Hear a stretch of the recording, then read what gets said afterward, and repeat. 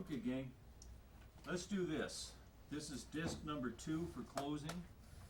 Let's go into your closing chapter. We just did closing number 6. Let's go to closing number 1. Closing number 1.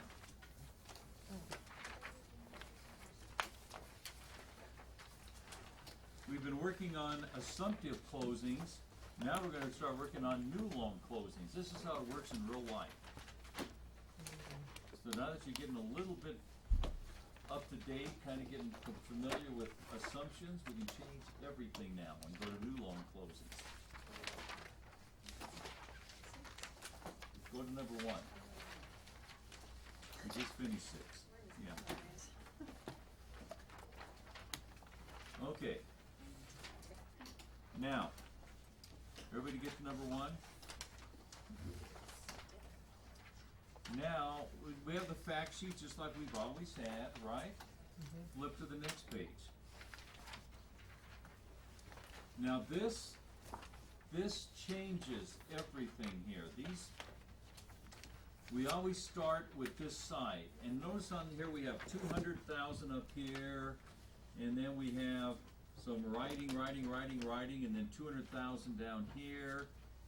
Put a box around this whole thing, just like this. Put a box around it, just like that. In your book here, put a box around it.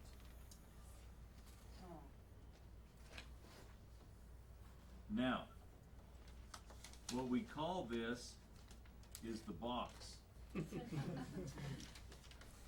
And the reason we call it the box is because within the box, these are all single entries. We don't make double entries. We just make one entry for every one of these.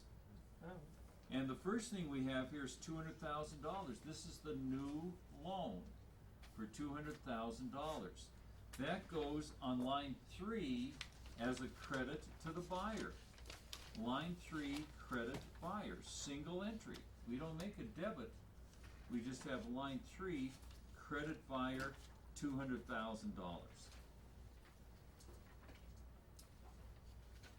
This is the new loan this guy's getting. Then we have the payoff of the existing loan. Who's responsible for this? Seller. The seller. On line 5, debit seller, single entry. Debit seller, single entry. On line 5. Then we have the loan service fee, loan origination fee. This is what the lender's charging to do the loan. This goes on line 27, and we're going to debit buyer $2,000 on line 27. Single entry, single entry. We have the title exam by the new lender. Title exam by the new lender, $75. Let's put that on line 10. Title exam on line 10, $75. Debit the seller? Debit the buyer. Debit the buyer. And now this could be considered a garbage fee, because that title company always reviews the title before they sign off on it. We'll talk about those more as we're going through these. So this title exam is, I would say, at best, a questionable exam. That's where they get you on the additional fees when they're offering no discount points in the origination. Exactly, there we go. So they throw it in and. Yeah, no origination fees, and they pick you with these with these garbage fees, we call it. And then we have, Where do we put that one? What line? again, this is for the title exam on line 10. Line 10, and then again, just a debit buyer, single entry. Then we have mortgagee. Who's the heck the mortgagee again? The lender is the mortgagee. And on line 7, we're going to debit the buyer $75. On line 7, single entry, $75 debit buyer for the mortgagee's policy. And then we have the deed, recording the deed on line 11. $6 debit buyer, single entry. That's on line 11. Then we have the deed of trust, $26 on line 12. Single entry, 26 bucks. Then we have something we haven't seen before. This is the release of the deed of trust, and the seller signs this, and so we charge the seller for the release, the S sound, release seller on line 13. Debit seller, $14. What line is On that? line 13, debit seller, 14 bucks. Documentary fee, $25. On line 15, 25 bucks for the documentary fee. Debit buyer, $25. We haven't seen how much this home is sold for yet. Do we know what it's sold for though? Mm-hmm. Doc fee. Once we see the doc fee, we know. So what does it sell for? If the doc fee is $25, it's $250,000. Yeah, guys. Not too tough. What do you think? So a $25 doc fee means it's sold for $250,000. Then we have the survey. What the heck's an ILC? Improvement location certificate. Improvement location certificate. A certificate showing us the location of the improvements. Why would a lender or title company order that? Or us, we could order it too, because we suspect Encroachment. an encroachment. It looks like the neighbor's fence is encroaching over on our side, or vice versa. So we would order an ILC, not a survey. That's what they did when they first developed the lot. We would order an ILC, an improvement location certificate. It is a certificate showing us the location of the improvements. What's the definition of an improvement? And Any- value. Man-made. Anything man-made. Anything man-made. It may not add anything. That's the survey or ILC. And one way to remember an ILC, another way, maybe Safeway. ILC. Oh, that helps. ILC. I don't know if that helps any, but if it does, use it. It's over an ILC. Okay, anyway. So, An ILC or a survey. Let's add those together. The survey and credit report, we'll add those together. 105 and 90 and put it on line 30. 105 and 90 on line 30. $195, debit buyer, single entry. Tax reserves. Now this is completely different than an assumption. This is what the lender is requiring the buyer to put into an escrow account. So if he gets behind on his payments, the money is there to pay for the taxes. And this is a tax reserve. And this goes on line 19, debit buyer, single entry. Completely different in how we handled them in an assumption. $624.99 on line 19, debit buyer. I have a question about in real life, because in real life we're the title company's doing closing, Yes. and with a loan assumption, because they're going to pay it, like the recording fees, the doc fees, the release fees, and all that. We're crediting that to the broker. These are single entries because it's a new loan. I understand that, Okay. but in reality, is the lender going to pay all these fees? Or in reality, is the title company still going to do all of that? Is this just for the purpose of? First of all, the only parties who are paying any fees are the parties themselves, the Right. buyer and the seller. The broker doesn't have any fees, the lender doesn't have any fees, the title company doesn't have any fees. Right. That's why we're just breaking these down between the buyer and the seller. And I Yeah. understand that, and in the broker column over here, when we do the loan assumptions, we're crediting, like, we're debiting the buyer, the seller, and crediting the broker, Right. so the broker, the title company, can take that stack of envelopes and mail all those checks. Right. So for the purpose of a new loan, they're single entries, and we're crediting, or, debiting the seller. But in reality, I guess what I'm asking is, like, First Bank or Okay. Wells Fargo, are they gonna pay all these recording fees, or is that still gonna be handled by the title company? Let's back up. First of all, we are making double entries. We have that $200,000 credit to the buyer, then we've got these debits against it. We're just making it one at a time. The $200,000 credit, then we have that debit against it, debit against it, debit against it. So we actually are making double entries. We're just not repeating that $200,000 again. And again, it works just like an assumption. Who's paying all these?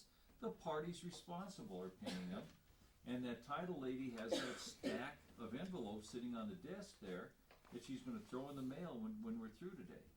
Yeah, it's going to work exactly the same as far as what's going out the door. You bet.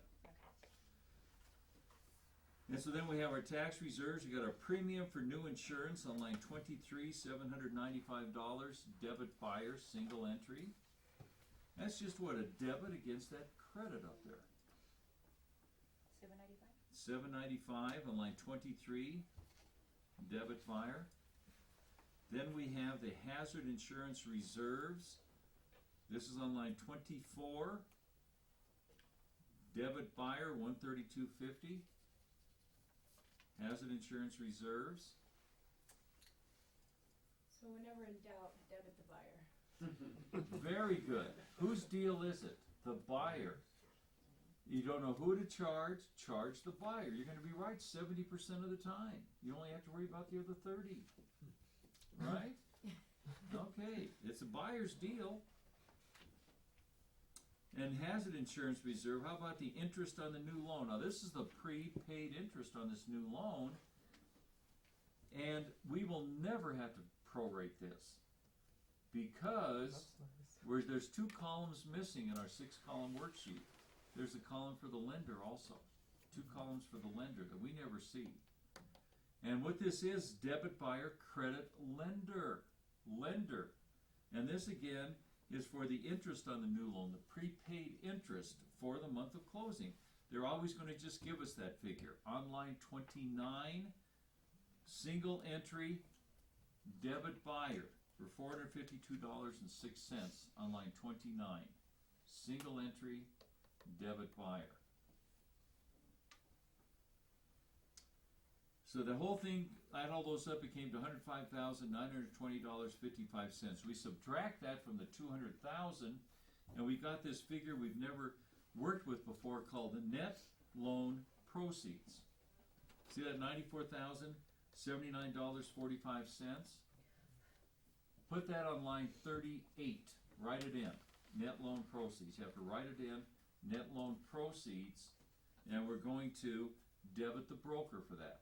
Single entry debit broker. Single entry debit broker. Yes, you will have that on the state exam, that question. Debit Single entry the debit broker? broker. Yes.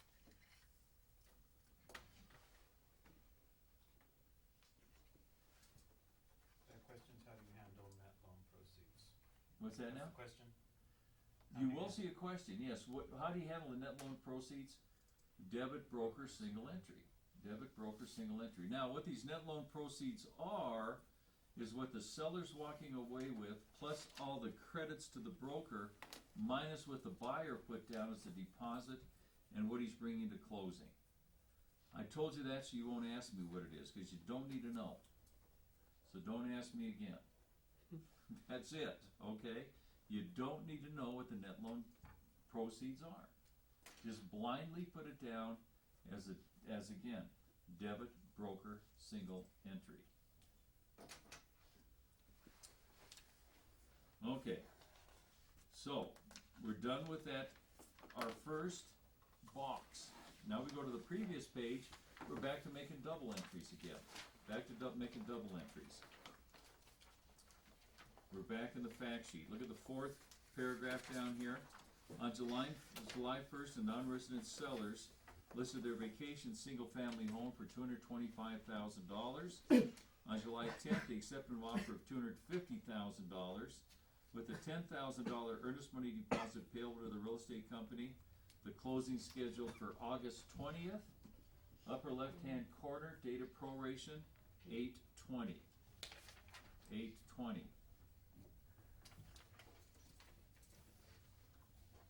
Then on line 1, we have the sales price, $250,000. That's a credit to who? Seller, Seller, debit, buyer. buyer. We're back to double entries again. Credit seller, debit buyer for $250,000 on line 1.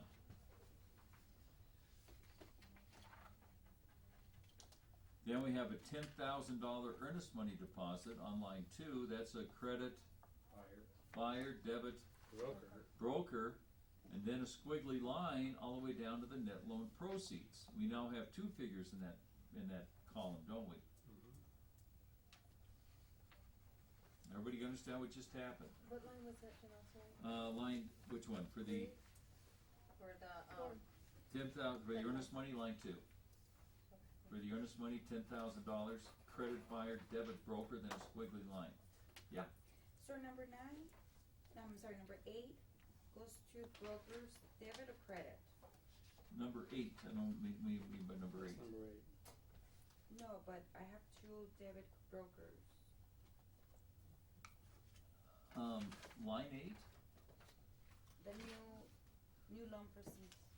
the net loan proceeds. No, you write that in on line 38. Oh. Oh, not 8. I'm glad you said it. You're probably not the only one who did that. Thank you for saying that. No, guys, it's not line 8, it's line 38. Oh. Below 37, just write in net loan proceeds. Okay, and that's just a debit to the broker. And that's that 94,000, whatever was on that previous page. Okay. So, are we done with that paragraph 1? There's the rip-off fee, right, the out-of-state seller, and that's 2% of 250,000, which is $5,000. That's on line 20. Debit seller, credit broker, $5,000.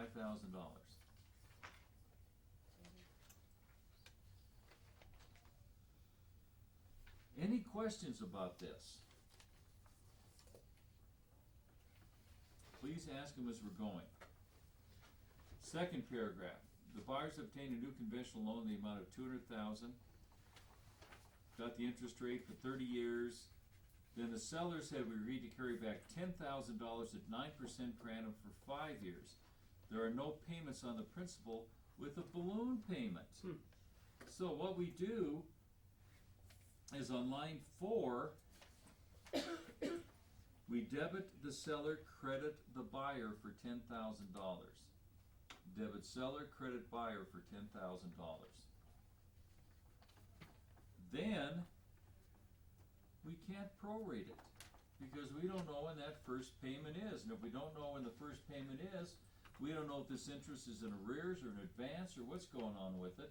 So I know it's going to break your heart, but we can't prorate it. Okay?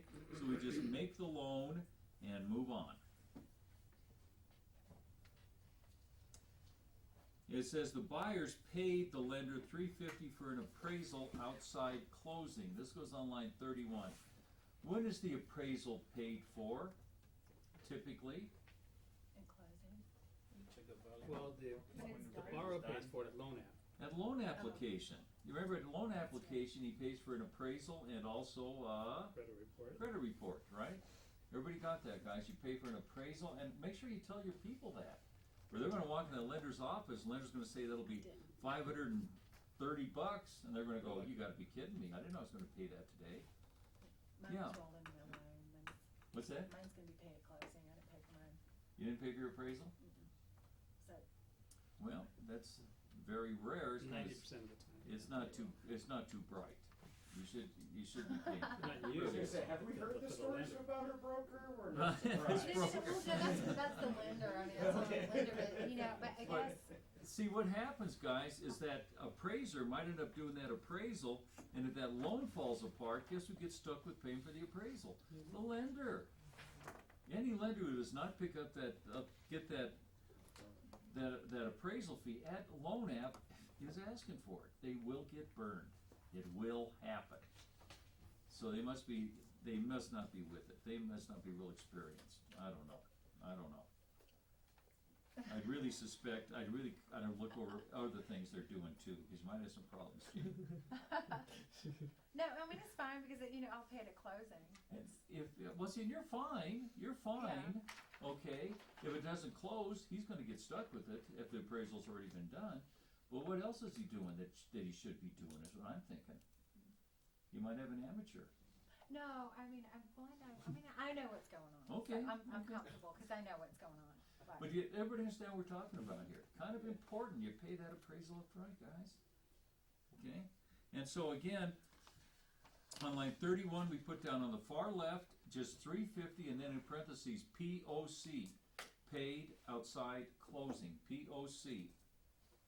POC. I had a student about a year ago call me up. He said, yeah, I just took the state exam, I aced it, did great, but there was something on the state exam we didn't cover in class. If you want to see my blood pressure go up, tell me that, because we cover everything on that exam in class. We don't give you questions word for word, but we cover everything that's on that exam. He said, some on there about POC. I said, really? I said, you got your stuff in front of you? He said, yeah, I do. I said, go to closing number 1. And I said, go to line 31. And he did. He goes, oh, there it is. And I even have notes about it. I said, hello, yes. You will have a question about POC on the state exam. It just means it was paid outside closing. It was paid ahead of time or prior to closing is all it means. No big deal. But don't miss that one on the state exam, guys. That's another easy one. Okay. The buyers had their attorney review the title insurance commitment and closing papers for a fee of $425, which should be paid at closing. Why don't you put that on line 8 and just scratch out the abstract and put down buyer's attorney's fees, $425. Buyer's attorney's fees, debit buyer, credit broker, $425.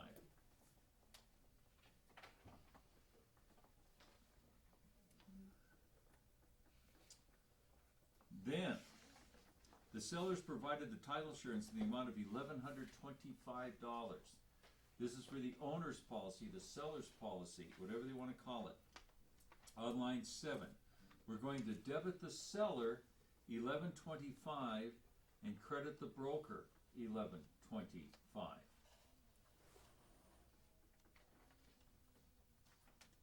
You know something odd there? How about that $65 we charged the buyer? Why didn't we add those this time? Like we have them. We have the buyer's debit for $65, right? 75. 75, excuse me. Haven't we been just adding those together? Why didn't we add them together this time? Because it was a Because, single entry split. very good, because that $75 debit to the buyer was in the box. That's a single entry. This is a double entry. Tricky question. Don't let them get you on something like this. So again, line 7 looks like this. Debit seller $1,125, debit buyer $75, credit broker $1,125. Any questions on that? Who's lost in what we're talking about? Can you repeat that again? Yeah. Remember, on that $75 debit to the buyer, that was in the box, right? Yeah. And so that's single entry. And this is in the fact sheet, double entry. Yeah. So we don't add them together. So we have a debit credit for the seller and just a debit for the buyer, because it was a single entry in the box. Hopefully that you get that. Hopefully you got that down. Then it says there's a total $150 real estate closing fee.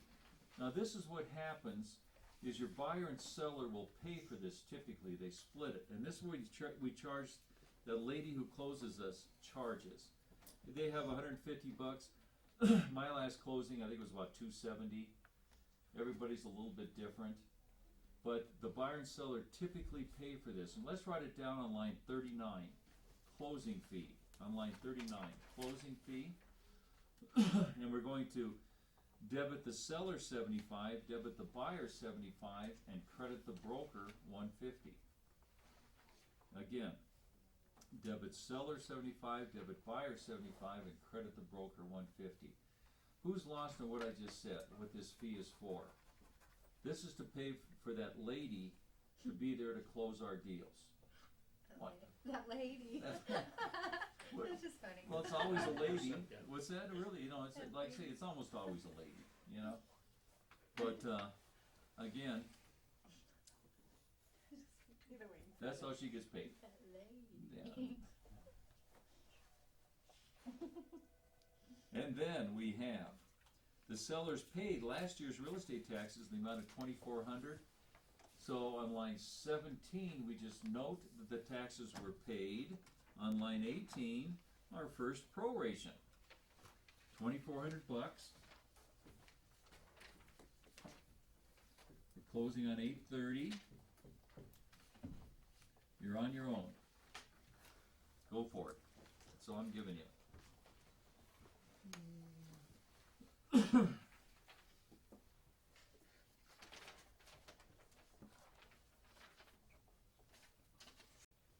Okay, so far we have 1591.23. Several of you got that. 1584.66. Several of you got that. 1518.90. Several of you got that. 1024.07. One of you got that. Okay, so we got 4 numbers up there. At least 3 of them are wrong. So Oh, not about, Just not all like 4 the of them, test. even one of them Right, right. that's one, right, yeah. should we do it? Let's do it, okay? We're on this side, of course, right? So let's build our little platform here. We have 365, then we have 2400. We're just missing this figure right here, these dates. How many days in January? 31, 31. February? 28, 28. March? 31, 31. April? 30, 30. May? 31, 31. June? 30, 30. July? 31, 31. August? 29. 29. How many days? 241. 41. There it is. 241 times 2400 divided by 365. And the answer is 15, 18, 90. How many of you got that? Who got that? Just one of you got that? I just wanted Wait. A couple of you got it. I got a That's the couple of numbers you. that I put in. Got it? What's that? I put those ones in. I was gonna say I put in those numbers and that's how I came up with the others. So I Yeah, gotta run my numbers 221 again. times You put what numbers? You got this, but you added it wrong? What's that? No, 1584.66. Yeah, it's the 15, Your 84, answer's wrong. 66. It's, No, it's 1584. It's not 1518. Yeah. Yeah. 1584. Multiply that yourself. no, it isn't, guys. It's 2400, that's right. Is our days screwed up here? What these days come out to? 9, 10, 11, 12, 13, 21. 241 is right. 241 times 2400 Equals. divided by 365. It should be 15, 18. You're right, 15, if you do 18. it that way, you do come out with 1584.65. That's what I Yeah. That's what I got. If you do it what way? If you divide it, like, if you multiply it 24 times 2400, or The number is 241 Times times 2400. divided by Did you 365. put equal after that? Yeah. And then Yes. divide But it? I didn't do Yes. it right. You put And they're 830 coming up up there. with the same Yeah, 1584 it's like- again. 1584. Yeah, you put it, Well, that's right, but you put a closing date of 8:30 and it's 8:20 on the paper. is it 820? Oh shoot, it's 820, guys. Ah. Oh shoot, that's why. I went up. I was just testing you, see if you're paying attention. Okay. So it is 15. So we are screwed up then. We are screwed up then. We don't have So at 29 least we can days. figure it out. We have in August. 19 days. We have 19 days in August. So this is what? Times 24. So it's what, 231 days? Is that right? Yeah. 231. 231. Okay. Okay. Let's try that again. There we go. Okay, now are you awake? Yeah. Let's do something different. Alright. Okay, what we're gonna do is this. A couple times ago when I took the state exam, I had 3 prorations where the taxes were paid in advance. Hawaii is a state where taxes are paid in advance. As one state, some states taxes are paid in advance. So let's change it. Let's change this to advance. Taxes are paid in advance. And through the day of closing and statutory year. What's that mean? 30 days. 360 Every days. days have 30 minutes. Bankers and statutory are the same thing. You're on your own. Go for it. So same numbers. Same numbers, same numbers. It's in advance, through, and statutory.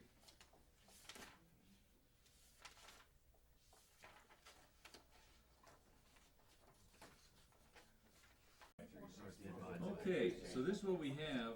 We have 813.33, 866.67, 1,000, I think it's 873.33, and 867.95. And How about- several people have each one of those 2 or 3 times, anyway. So should we do it? Yeah. So we're on this side over here. And let's do our timeline here. 360, right? 2400. And how about our days? 20 from, how many days in August? 30. 20 from 30 is 10. Do we add a day? Do we add a day? No. No, we don't add a day. We don't add a day, so it's only 10 days in August, and then we have September, October, November, December. 4 times 30 is 120. Bankers is easier, guys. Shoot. Bankers is easier. Can you do it again? All That's- I because messed you up don't on add that. the 31. I didn't That's do the why I bankers. keep doing it. So it won't get you on the state exam. Right? Dang it. So, we have what? So we have what? 130 days? 130 times 2400 divided by 360. Who got it? Anybody? 854.79. None of you got it? 854.79. Yeah, we're gonna do some more like this. So, okay. No, 866.67. Is that right? So 86667. I'm trusting you guys. I just made it up. Why is this 360? Hold up, guys. What's that? Why is that 360? Because it's a banker's year. Now, did I do it right? There's 30 days in every month. So 30 times 12 is 360, right? Every day has every month has 30 days in it. And where's the 10 from? The 10 is 20 Yes. from 30. There's only 866, yeah. 30 days in August. Oh, I get it I see, now. okay. Yeah, 20 from 30 is 10. And we don't Oh, add a day advance, because it's through. advance. I did it Yeah. in there. I know. That's what I did. Okay. This, I'm glad you guys blew it. That's great. Blow it here. Blow it here. It didn't count here. Your goal is not to pass any of these tests. The goal is to pass the biggie. Yeah. The biggie. Okay, let's keep going. Please pay at the closing the following charges. Recording the second deed of trust, $21 on line 14.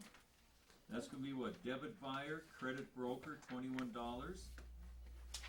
Then we have a tax certificate, $15 on line 16. Debit buyer, credit broker on line 16. For how much? Again, this is for the tax 15. certificate, $15. Now, we have some we haven't seen before. See if we can figure this one out. We have the sellers prepaid their water and sewer bill for the third quarter of the year in the amount of $150. And this is for the third quarter. This can answer our question. Yeah, okay. Is that number 1 on the test? Yeah. That's what I was I got stumped on the confused first freaking one. with. Yeah, I was like, I failed this one. Okay. But they were talking about the homeowners, right? This is why you have a title company. Exactly. Amen to that. So what do our dates look like up here, guys? We had a quarter. Their quarter. What's the first quarter? January, February, March. What's the second quarter? April, May, June. April, May, June. The third July, quarter August, is September. July, August, September, right? July, August, September. 9:30. That's all I'm giving you. Go for it. Oh, dang, really? Oh, we should have dates are correct. Okay. So we have 6847, 6685, 8152, 6575. So let's see what works here. First of all, they said that the sewer bill prepaid, so it's paid in advance. We're on this side, right? How many days altogether? How many days in February? Or how many days in July? 31. July, August, 30. and September. So 92 days. 92 days. Who missed that? 92 days. And then up here we have the exact amount, which is $150. So the only thing we're missing then is this. 20 from 31 is 11. Do we add a day? No. Yes. Yes. 20 from 31 is 11. We add a day 12. You see why we add a day? The buyer owns the day of closing. We're on the right-hand side. Remember, that's the buyer's side. We have to add a day to get back to where we're including the day of closing. So 12 days in August, 30 days in September, It's 42 days. 42. 42 times 150 divided by 92. And the answer comes out to 68.48. Let's put that on line 32. Okay, so 12, I got that, and then 30 comes Plus from where? 30 for September, so we have Yeah. 42 days. What line is that again? Line 32. 32. Line 32. Perfect. Now, let's talk about something. In real life, what happens is if we have a metered water account, what typically happens is the seller will pay 150% of the last month's bill at closing. And then the next bill that comes, whatever difference is paid back to the seller. So again, $150 toward the next bill, and whatever balance there is goes back to the seller. I'm telling you that for a reason. Okay? Now, and then it says the sellers have agreed to pay the real estate commission 6.5%. 6.5% of 250,000. 16,200. Right. Jim, is that what you said? You said that the seller always pays the real estate commission? Is that what you just said? Did I say the seller always pays the real estate commission? Not the real estate commission. This is the sewer and water bill. Or sewer water? 150%. No, typically, not always, Monica. Typically, but not always. Okay? Whatever, but I'm just saying, if it's a metered account, what typically happens is the seller will pay 150% of the last bill, and then whatever's left, when the next bill is paid, it's returned back to the seller. Now, let's play with something else here. First of all, how much does a point cost? 1% of the loan amount, That's how much a point costs. There are two types of points. What is the lender's profit called? Oh, I see. Lender's profit is called Discount. loan origination fee, right? The loan origination fee. Oh, it's probably And what's the other? this. Discount, and that drops the interest rate. Now, for the state exam, they both cost the same, 1% of the loan amount, and every discount point costs 1% of the loan amount, but that discount point drops the interest rate 1/8 of a percent. 1/8 of a percent. So, let's do a scenario here. We've got this $250,000 house. $250,000, let's say 200, let's make it easier. Let's make it a $200,000 house, okay? And the interest rate, 7%. 7%. And we tell the seller, I'd love to buy your house, but I can't afford a 7% interest rate. Would you buy it down to 6.5% for me? Then I can buy your house. And the seller says, well, how much is that going to cost me? Well, let's figure out what it's going to cost this seller. First of all, this is the loan amount. It's 100% loan, let's say. That's loan, not sales price. That's the loan amount. And how much is every point going to cost? $2,000, 1%, right? 1% of $200,000 is $2,000. Everybody got that? Mm-hmm. So the seller pays $2,000, and it dropped the interest rate 1/8%. So how much is the interest rate after that first point? 6 7/8. Then he pays another $2,000. Where are we at now? 6 3/4. 6 6/8 or 3/4. Another $2,000. Where are we at? 6 5/8. 6 5/8. And then finally another $2,000. Now we're at 6.5. Now we're finally at 6.5. What? Sorry. Nothing, I'm sorry. Can't read my writing? No, my bad. That's okay. So now we're down. So now I can buy this property. How much did this cost the seller? $8,000. And how much am I saving a year in interest? 0.5%. Which is how much? How much am I saving dollar-wise? How much? You want the difference of 7 and 6.5? $1,000. I'm saving $1,000. What's 1%? 1% is $2,000. I'm saving 0.5%, right? So I'm saving $1,000 a year in interest. So it's going to take 8 years before I'm going to be before the lender's going to be upside down in this. Everybody see that? Everybody see that? So the lender gets $8,000 before the loan is even made.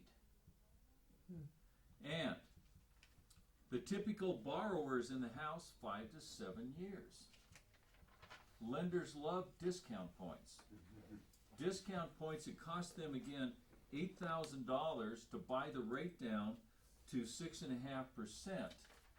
So it dropped the interest rate down to 6.5%.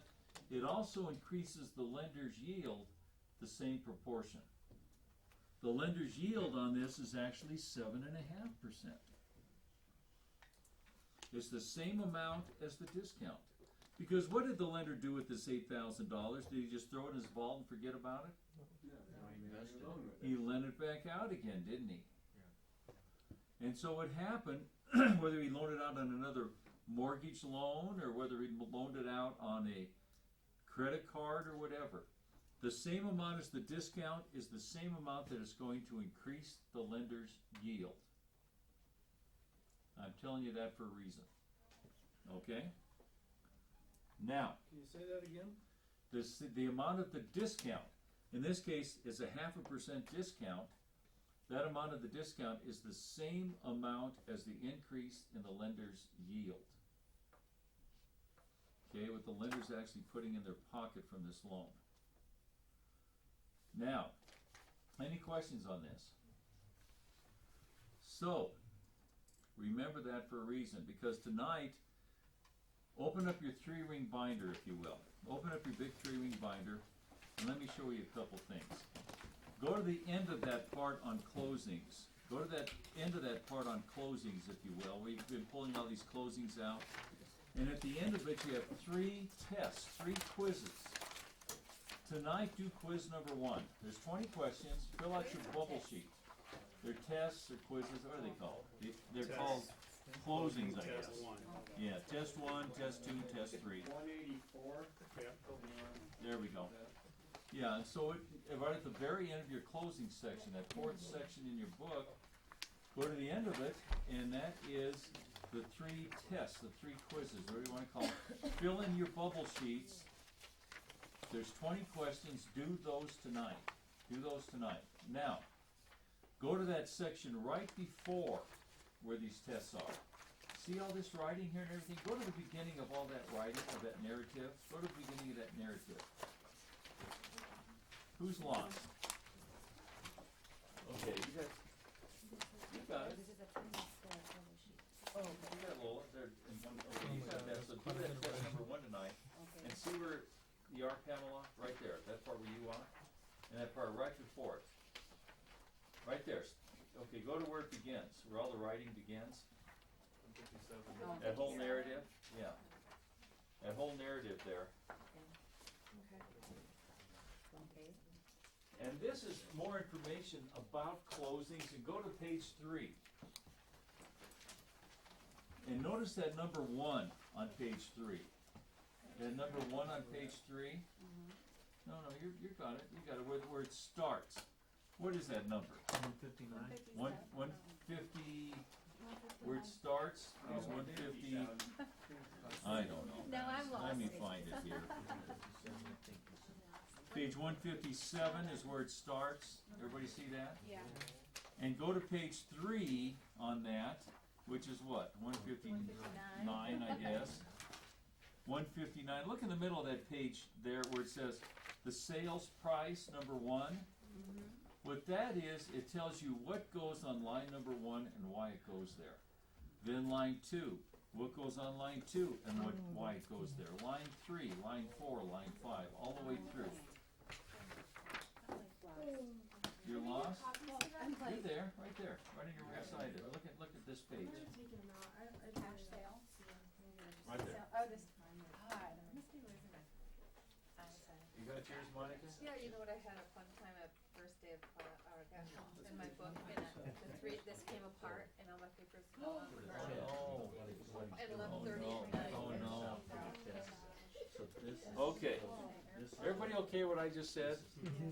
And so spend some time in that, guys, as you're reading this. It'll help kind of tie all this together, counting the days, what goes on the lines, etc. That really will help you. What do you have, what do you have percent on $200,000 or $10,000 a year? What, how much now? How much would what? A half percent. A half, I'm saving a 0.5% interest on what? $200,000. $10,000? No, $10,000 would be what? That'd be 5%, right? Would be $10,000. Okay. Rob, you got, Quick question, Yeah. do, discount points work the same if it's guys, pay attention 15 here. versus 30 year? I'm sorry, do discount points work the same as a 15-year or 30-year loan? Absolutely not. It still costs the same, but they're not gonna drop the interest rate the same. Okay. On a 30-year loan, for the state exam, it's 1/8% for every discount point. In real life, it changes daily, okay? And they'll drop it less on a 15 year because they have less time to recoup it. Exactly, a 1% discount on a 15-year is not going to be that much. It'll be like a 16th or something like that. Yeah, probably 16th of a percent or whatever, yeah. So, again, Oh, yeah. any questions about this? What we just talked about up here? Now, when we get to the financing part of the course, we're actually going to be going where we're actually going to break this down even further for purposes of discount points and how we can play games and make deals happen with discount points. Okay. Anything you want to talk about before we break for the day today? I think you've had enough brain damage for one day. This is probably the toughest day of the whole curriculum. You made it through it. Congratulations. Who's responsible for the closing documents? Who's responsible? Oh, thank you, Doug. Who's responsible for the closing documents? You're responsible for your own client's closing documents. If I'm the listing broker, I'm responsible for the seller's closing costs, closing figures. If I'm working with the buyer, then I'm responsible for the buyer's closing figures. Hopefully I have both sides. I want to be responsible for both, heck yes. But I'm only responsible for my own clients. Now, Right. from now on, by the time you guys on the disc hear this and everything, it's going on July 1st of 2015, it might be June 1st actually. I think it is, Doug, where you have to have all of your closing figures 3 days before closing. Or you have to set it out another week. The way it is right now, it's not unusual for you to be sitting at the closing table and don't have your final figures yet. So, again, at that point, when that would happen, you'd have seconds to make sure those figures were right. Now you can look at them ahead of time and make sure they're correct. So it's gonna be a lot easier for all of us to work with these figures and know that we're working the right figures. Are we gonna go over this tomorrow? Are we gonna go over this tomorrow? You betcha. We're gonna just pick up with all this fun again tomorrow. Well, I meant the test one. We're gonna do test 1 tomorrow, plus several more closings, and we're gonna do a lot of practice on these prorations too. A lot of practice. Tomorrow we're probably gonna do 50 prorations to make sure you guys get it nailed. Okay? If there aren't any other questions, I'll catch you guys in the morning. Thank you, Jim. Thanks, Jim. For 4 games, right? Okay guys, let's get going here. First of all, let's go to closing number 5. Closing number 5. You all came back after yesterday, you're glutton for punishment, huh? Today lights will come on. Today is gonna be easier. You'll feel better leaving today than you did leaving yesterday, okay? Closing number 5.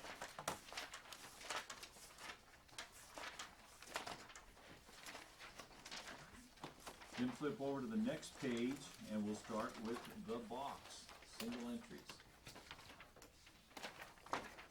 So let's do a little bit of review here. Let's see if we can bring this down to where it's not so painful going through this. The toughest part of these prorations is counting the days. It is knowing when to add a day. And breaking it down to the smallest denomination is to buyer right through seller left. It really is that simple. When it's to the day of closing, the buyer owns the day of closing, we add one on the right. To buyer right. Through seller left. When the seller owns it, we add a day on the left-hand side. The buyer is the right-hand side, the seller is the left-hand side. Now the entire proration, the entire timeline, tells us what we're going to be doing to the seller. But we break it down into individual segments. The right side is what we're doing to the buyer. The left side is what we're doing to the seller as far as adding a day or not. To buyer right through seller left. See if that helps any. We're going through this today. So let's start top of the page. We've got the new loan amount, $103,400. That's a credit buyer line 3. Credit buyer line 3. Credit buyer line 3. Now, on the state exam, they're not going to ask you where any of these lines are, except for this one line. This one line. What do we do with the loan amount? We credit buyer line 3. 156, 157? Yeah. And so that's all these other lines you don't need to know. We go through these lines just as a matter of practice. I could say, if we could just go line 1 through 20 and just put all the numbers down. We don't care if they're in the right place or not. But if I were to say, do closing number 6, I'll see you in an hour, you guys spend half your time trying to figure out what line everything is going on. And we don't need to know what those lines are. Yeah. Won't they have a closing sheet for us? Won't they have a So you can closing look. sheet for you? No. No? No. There won't be a line 3 on the closing sheet? Won't be on line 3 in the closing sheet. You're not going to, once you walk out of here, after we do our last closing, you will never do another closing statement the rest of your life. Unless you get a job as an instructor or go to work for a title company. We don't fill these out. The title companies do that for us. Now, unless you're one of those anal brokers who do your own closings. And I don't know why a broker would ever do that. Because like I say, we have this professional sitting here doing our closings for us. She knows these better than any of us ever will. Let's talk about that for just a minute. When you first start in this business, always, always, always get there early. Get there early. Whenever I set an appointment, guys, I always try to be the first one there, no matter what the appointment is.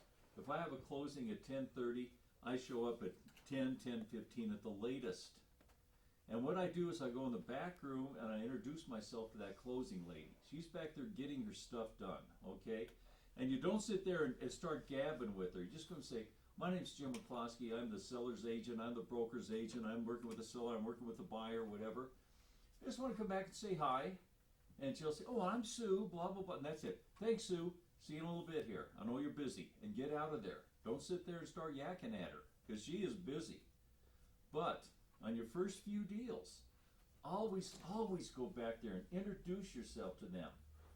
Because I'll tell you something, you go back and say, this is my first closing, this is my third closing, this is my 5th closing, and you introduce yourself to her, and during the closing you make a mistake, she's going to make you look really good, okay? But if you don't introduce yourself and you make a mistake, everybody at that table's going to go, where'd this clown come from? So do yourself a favor, go back and introduce yourself to these closing people in the back room. And you usually close at a title company. I shouldn't say that. You can close anywhere. I've closed deals here at the school. Anywhere. You can close anywhere. Try to close at the title company if you can, because they have the best cookies in the world. Well, and they also, and I worked at Title Company for a couple of years, so give myself a little credibility. But, no, they do like it when you close out the title companies instead of the real estate offices. I mean, some of the real estate companies really like doing it there, cause they, you know, they have their own way of doing things, but for the closers, they're usually, like Jim said yesterday, they're doing 4 or 5 closings, sometimes 8 or 9 at the end of the month. So if you ask them to leave the office, that's downtime for them when they could be jamming on somebody else's files. So it really helps them if you can schedule your closings at the title companies. And Jim's right, when you go back and you introduce yourself, they love that, and they'll be so friendly, and you'll think they want you to sit down and talk to them, but that's just, closer personalities, they are great in front of you, but they really need to be jamming, and they can hide their stress. And a lot of times, they'll be crying 5 minutes before. I've had this happen so many times, where my closers are working on so much, and they have files on the floor, and they're crying, trying to get everything done, and they walk into a closing, and all of a sudden, they're like, perfect, makeup's perfect, hair's perfect, and they're professional. And what's really odd is what Doug just said, is when you're crying back there and it's not a woman, it's a guy back there crying. That's when it's sad, you know? And there are guy closers. They're not. Well, there are. There's not many. I've had about 3 Yeah. in all the closings I've had, but generally women do the closings, and like I say, the women, guys are wonderful too. You know, they're still professional, but just count on it being a woman. So. Anyway, so let's start rocking here, guys. First of all, we have the new loan amount. Anything else you want to bring up? Okay, let's keep rocking then. New loan amount, $103,400. What line or what do you do with it? Line 3, credit buyer, single entry. That's the only line you're going to have on the state exam. Okay, say it again? Line, again, new loan amount, $103,400. Credit buyer, line 3. We're going to give this to the buyer. That's why we're sitting here today, is to get this money into the buyer's hands, right? He never sees it. Remember, we have a mortgage broker if we're using one. Remember, mortgage brokers, guys, before 2008, when everything started falling apart, they estimated that 72% of all loans on real estate were done through mortgage brokers. And the reason is because you can go to your bank and they might have 10, 15 programs, that's wonderful. But you go to a mortgage broker, they might be approved with 50 or 100 banks. What tremendous assets they have as far as what loan to do with you. And what they'll do is they will run you, and remember, mortgage brokers do not loan money, they're the conduit between the consumer and the lender. So the mortgage broker will call up Wells Fargo and say, I'm going to run Susie and Jim Smith through you guys, blah, blah, blah. And you don't even know usually who they're running it through. It's irrelevant. They're the ones carrying the ball for you. Then you sit down at that closing table, and it's called what? It's called a soft money loan, because nobody touches the money except for the bank and the seller. The mortgage broker never even touches the money. It goes right around everybody to the lender. That's why it's called a soft money mortgage. A purchase money mortgage, you'll hear it called. Any loan that's used to purchase a home is a purchase money mortgage. And you might have more than just one loan when you purchase a house. You can have 2 or 3 loans when you're purchasing a property. Totally fine and very common. And then any loan that's done after that, like a HELOC. What the heck's a HELOC? Home equity line of credit, or a second mortgage. Those are hard money loans because you do touch the money. A hard money loan is not something that's hard to get and very expensive, blah, blah, blah. That's been misidentified. A hard mortgage is any loan that's done after the purchase money mortgage. And that makes sense. So an equity loan would be An equity loan, home equity line of credit, or second mortgage. Now remember, HELOCs, home equity line of credit, or second mortgages are always interest only. They're always short term. So, and again, they usually have what happened? Usually had about a 10-year. You had to pay it back within 10 years until 2008 happened. Then all of a sudden, if you had a $10,000 line of credit, they cut it back to $5,000 and gave you 5 years. Everything changed in 2008. Virtually every HELOC was cut in half, both in time and in the amount. So, 2008, we're going to talk about that when we get to financing in great detail about how this collapse happened, why it happened, how we can avoid it happening again. There's a lot of misinformation out there about how the whole mess happened.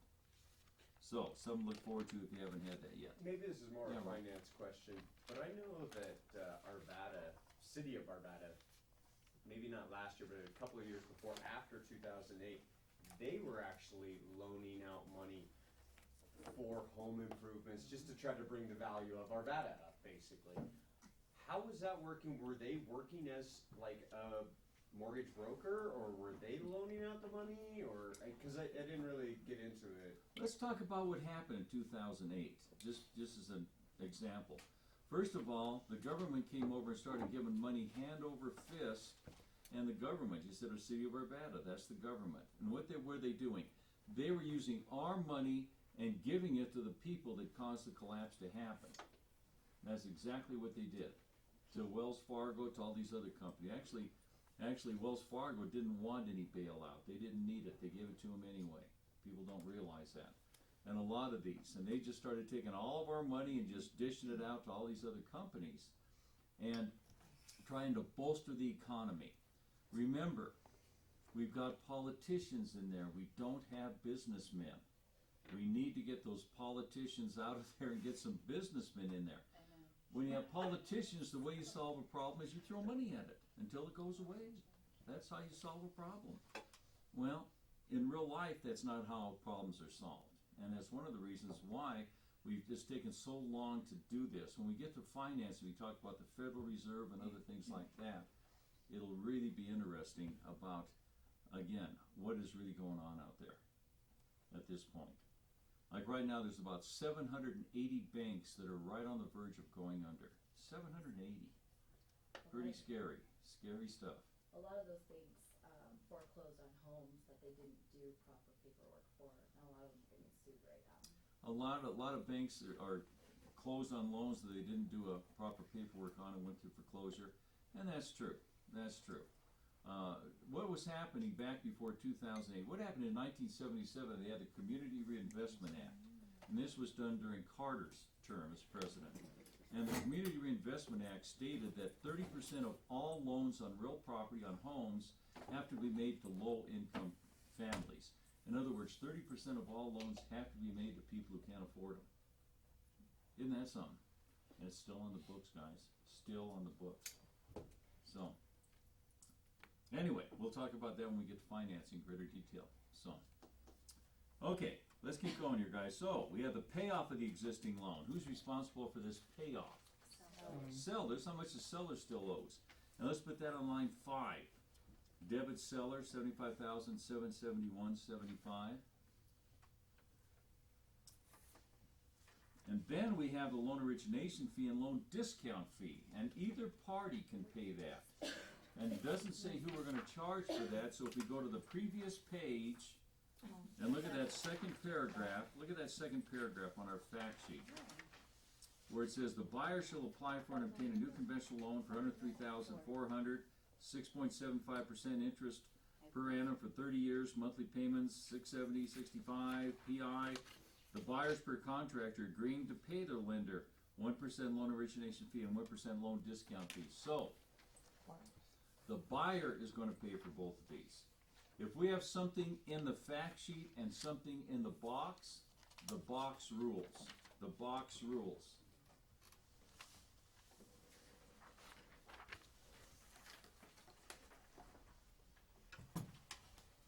And so, we go back to the box, and on line 27 and 28, we debit the buyer $1,034 on each one of those lines. How much? $1,034 on each one of those lines, 27 and 28. Then we have the owner's title insurance premium. This is the owner's policy. Now, let's talk about this. On every deal you do, you're going to have two, well, not every deal. Most deals you're going to have two title policies. You'll always have one title policy. If I'm going to buy, this is what happens many times. You'll be working with these $1 million homes, and most of those are cash deals. And you'll go over there and say, we need to order a title policy. and maybe the buyer will go, I've known Joe for 20 years. He'd never do anything to screw me around. Well, maybe Joe doesn't know there's a problem with that title. Don't you ever even think about closing a deal without getting title insurance. Unless you like living in court for about a year. Don't you even think about it. Always, always, always get title insurance. And dig in your heels and make them pay for it. Not you. Not you. And what's going to happen on this title insurance is they're going to go ahead and have two policies. There's the owner's policy or seller's policy. You'll hear it called either one. Typically, the seller pays for the title policy because it's up to the seller to prove marketable title. And let's say this policy runs, typically they start about $1,100 is what a title policy starts at in real life, okay? So let's say this policy is $1,600 on this property. And so what happens is the seller pays $1,600 and then the lender goes to the buyer, to the borrower, and says, Mr. and Mrs. Jones, we're so happy you came to us for the loan on your house. Now, there is an issue here. We need a title insurance policy for our money that we're loaning you. The reason we need it is because we're selling this loan to the secondary market. We're selling it to Fannie Mae, Freddie Mac, or Ginnie Mae, and they're not going to buy it unless it's in first position. And so we need to get another title insurance policy to cover us. And you lucky people, because you got the loan through us, you get to pay for it. Now you can get a brand new policy that's going to run you $1,600, just like the seller just paid for, or you can get a spin-off policy that's going to run you a couple hundred. What do you want to do? It's such a no-brainer, they don't even ask. It just shows up on your closing statement as two different title insurance policies. There's the owner's policy and the mortgage ease policy. Not the buyer's policy, the mortgage ease policy. And you're going to be sitting at the closing table, and like I say, you don't even ask, it just automatically appears on all the closings if they're selling it to the secondary market. If you're closing a loan that's being done by a portfolio lender, where they warehouse it in their portfolio, then you won't have this second title insurance policy. If you go through a credit union, you won't have this. If it's private financing where the seller's carrying it back, you won't have this mortgagee's policy. The only time you'll have it is when they're selling it to the secondary market. And you're sitting at the closing table, and all of a sudden the buyer looks over and says, wow, how come there's two title insurance policies here? And you tell them why. You know what? You're going to be the only one sitting at that table who knows that. You're going to be looking pretty good, unless the other broker went here for school. Okay? And you're going to be looking pretty darn good. So again, part of the professionalism. Remember that. Two policies. The owner's policy or seller's policy, you'll hear it called either one, and the mortgage ease policy. On the state exam, there's a question that's wrong. It says, who pays for the buyer's title policy? There is no buyer's policy. There isn't one.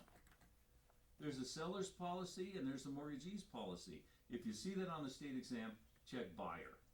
Who knows? No way of telling what the answer is because it's an errant question. That makes sense? Any of that I can say again? Okay, let's keep going. So, we have the owner's title insurance policy, 538, and that's on line 7. Debit seller, single entry. Then the mortgage ease title policy, same line, $75, debit buyer, single entry. And that's Number 7 is debit seller, right? line 7, we're going to debit the seller $538, and we're going to debit the buyer $75, both on the same line, on line 7. Now, we have recording the warranty deed, or deed. Is every deed a warranty deed? No. What's a warranty? Definition of a warranty. Promise or guarantee. Promise, a covenant.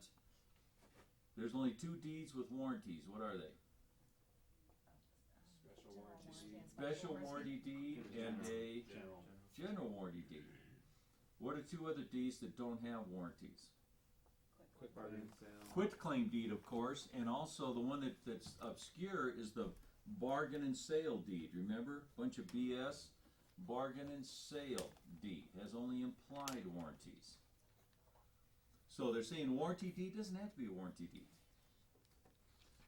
But it's $6 on line 11.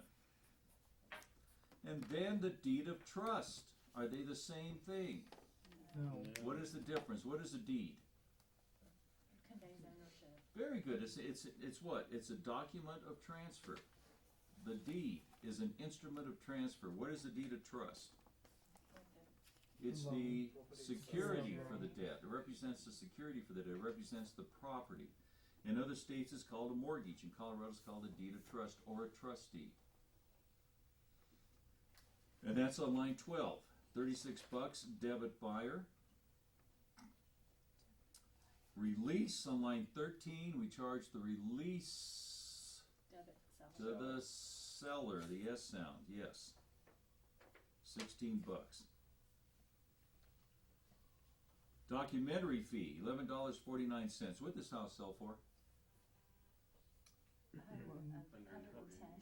110. Too early in the morning for that kind of question. $114,900. Yeah. Because it's 1/10,000th of the sales price, or 1 penny for every $100. And one more time, what's the name of that form? DD 1000. Cool. And then we have the appraisal fee again, and that's the documentary fee. I'm sorry, in line 15, the documentary fee. Line 15, $11.49, debit buyer. And then the next line we have the appraisal fee, $325. Typically, you pay for that when you apply for your loan, unless you're Jean. She doesn't do those kind of things. So. And That's special. that's right, you're special, yes. And so the appraisal fee, that's on line 31. Line 31. So if it's typically done, why are we referring here to another than paying outside What's that now? closing? Usually it's going to be POC, Right. paid outside closing. Exactly. So those are exactly. special too. That's right. Now, let's talk about this appraisal fee for a minute. I own the biggest appraisal firm in Colorado for about 12 years. And our biggest problem was getting paid. Because a lot of these lenders would not collect at the time of loan app, and then it wouldn't close. So we do a free appraisal. I can't tell you the thousands of free appraisals we did. And they've changed it now. They've changed it. What is the penalty if you don't pay for your appraisal? And some of you need to write this down. If you don't pay for your appraisal, when you die, you go straight to hell.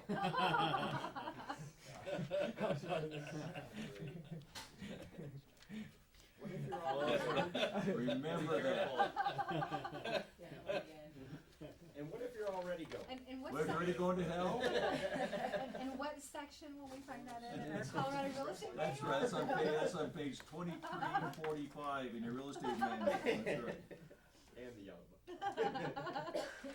And then we have the survey, that goes on line 31, the appraisal fee. Then we have the survey and credit report, we add those together.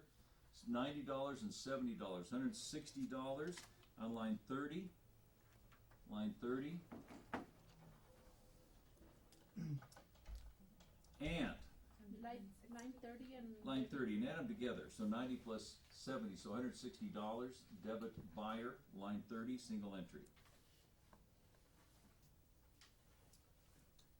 Then we have tax reserves, 7 months they say, $558.25 on line 19. This is what the lender's requiring the buyer to put into a reserve account. So if he gets beyond his payments, then the taxes will be paid. It won't go to a tax sale. Tax reserves, line 19, $558.25, debit buyer, debit buyer. Next line, what the heck is PMI? Private mortgage insurance. What kind of loan is this if we have PMI? Conventional loan, and why do we have PMI? But unless 20%, bam, bam, bam, guys, it's that easy, that easy. So PMI, let's put that on line 23, $37.91, debit buyer. And hazard insurance, line 24, same amount, Debit buyer, $37.91.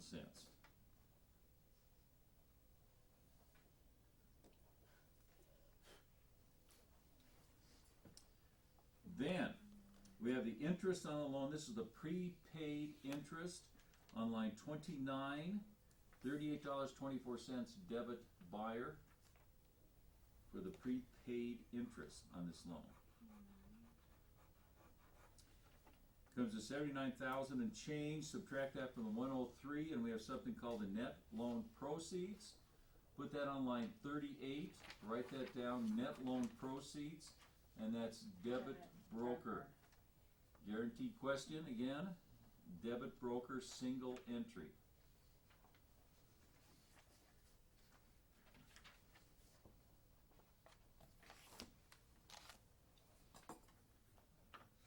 Okay. Let's go to the fact sheet, previous page. Now we're back into double entries again. Notice on this, see there's some things that we can do single entries, some things have to be double entries. Like the price of the home has to be a double entry. Our commission, our deposit, any proration will always be double entry. How much do we know when we're sitting down at the closing with the numbers? How many numbers do we know? We don't know that many. We know what the sales price is. We know how much our commission is. We better. We know how much the sales price is. Outside of that, we really don't know if these numbers are really right or not. So what are we doing? What we're doing is making sure that the debits and credits are correct. I had a closing one time where I had a $8,000 credit coming to me, and they did it as a debit. So not only would I have not gotten that $8,000, but I would have paid $8,000. $16,000 mistake. That's what you want to be looking for. So on May 1st, the sellers listed their townhouse for $117,500. On July 15th, they accepted an offer of $114,900 with a $2,000 earnest money deposit, and the closing schedule for August 30th. Upper left-hand corner, 8:30. Date of proration, 8:30. That's when we're closing. Line 1, we have the sales price, $114,900. That's a credit to the seller, debit to the buyer. Credit seller, debit buyer for $114,900. That's on line 1. Line 2, we have a $2,000 earnest money. That's a credit buyer and a debit broker and a squiggly line all the way down to the net loan proceeds. That's all that's going to be in that column. Are we done with that paragraph? Oh, let's see.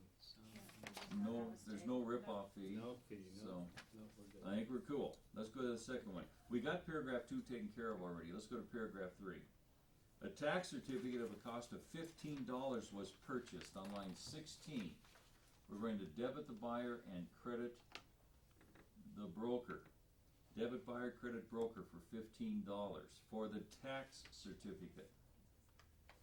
Now, take a note on this, guys. You're going to see this question more than likely. What is the purpose of the tax certificate? Is to show us the condition of the taxes. Remember that word condition. Show us the condition of the taxes. Some words we look for. What's the purpose of closing documents? I'm sorry, is the condition of taxes? What is the purpose of a tax certificate? To show us the condition of the taxes. Not only how much are they and if they've been paid, but are they in a special taxing district? That may be an issue. So it's far beyond just how much they were and whether they've been paid, but it tells us the whole story of those taxes on this property. It shows us the condition of taxes. Remember that word. And how about the other one I just mentioned? What are the purpose of closing documents? Remember that word? They are to engage the closing entity. These catchwords that I'm trying to hit you with so you'll nail it when you see them. The closing instructions are to engage. That's the word. Closing instructions are to I thought he said, closing documents, you can call them, or closing instructions. Closing instructions is more accurate, is to engage the closing entity or closing agent. You'll see either one of those answers. So we had the tax certificate, line 16. Then the paid taxes for last year were $956.30. On line 17, we just note that they were paid on the far left-hand side, no adjustments. And then we do the taxes on line 18. Since this is the first proration of the day, let's do it together. I spoil you guys rotten. That's all I can say. We have what? There's our timeline. Taxes are in arrears. Let's build our formula. Taxes are for 365 days. We have $956.30. And now we're just looking for this number right here, which is between here and here. Do you like this formula down here, doing it that way? Yeah. Yeah. You know what you can do also, if your brain works this way, you can take the total amount of the taxes, or any one where they would do it, and just divide it by the total number of days. That'll give you the amount per day, then just multiply it by the number of days. If you like doing it that way better, go for it. It works out exactly the same. Again, take the total number, divide it by the number we're prorating, divide it by the total number of days we're using. That'll give the amount per day, and then just multiply it by the days in our proration, if you'd rather do it that way. So, I like the formula myself. It's up to you. Let's do it. We're going to go from January 1st to August 30th. How many days in January? 31. 31. February? 28. 28. March? 31. 31. August. April? 30. 30. May? 31. 31. June? 30. 30. July? 31. And August? 29. 29. How many days does that come to? What? What is, you got August 29? Yeah, Oh. we're closing on August 30th. It's That's like right. 2. On 30th, I wrote to Yeah. Friday, August 3rd. The wrong date. So, how many days? 241. 231?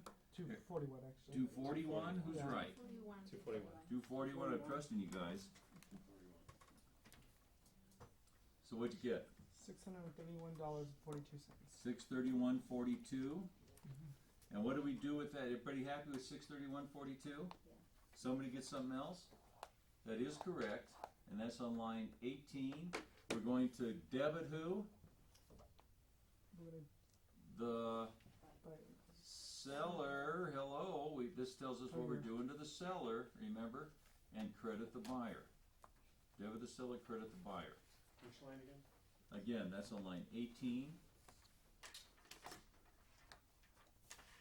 Remember on line 17, we just noted that they were paid last year. Line 18, we did the proration.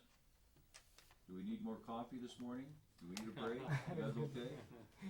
You said credit seller and what? No, look at the timeline, guys.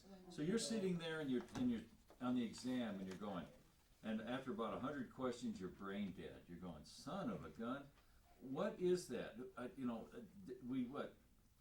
Two buyer right, through seller left, the timeline, you just kind of go brain dead. Once you get your timeline set up right, guys, the rest is a no-brainer.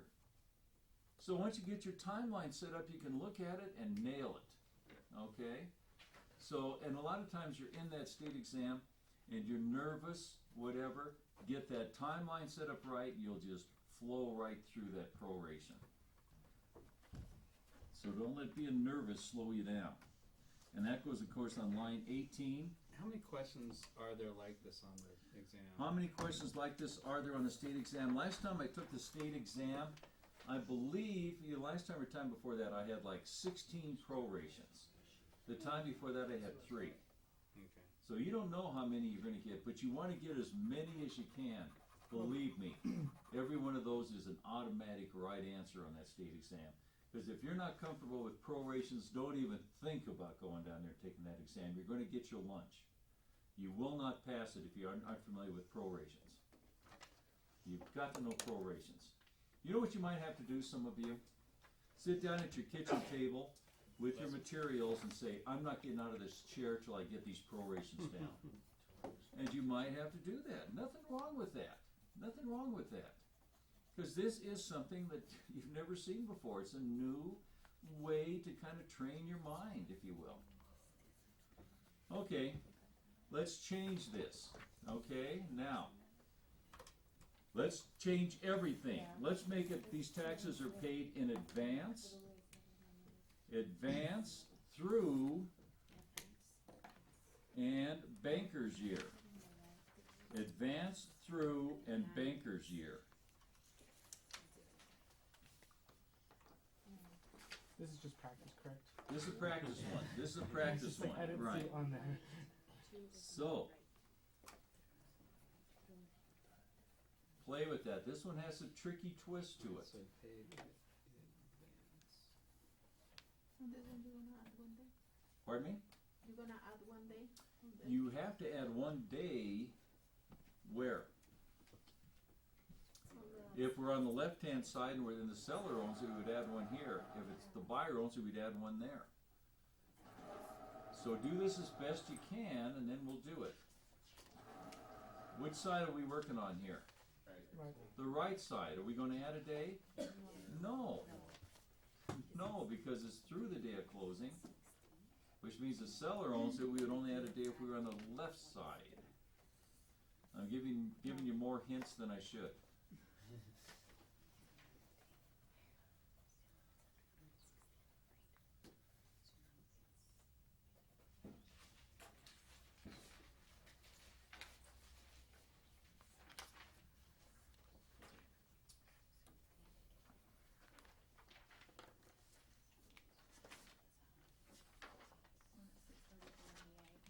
$634.88. Who else?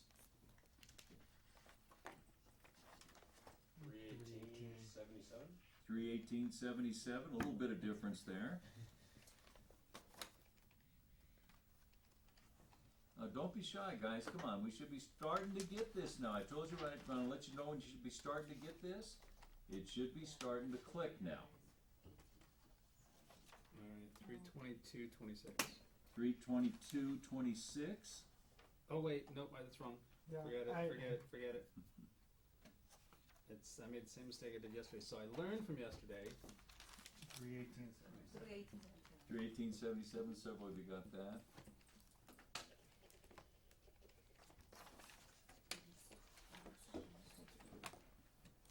Hang on.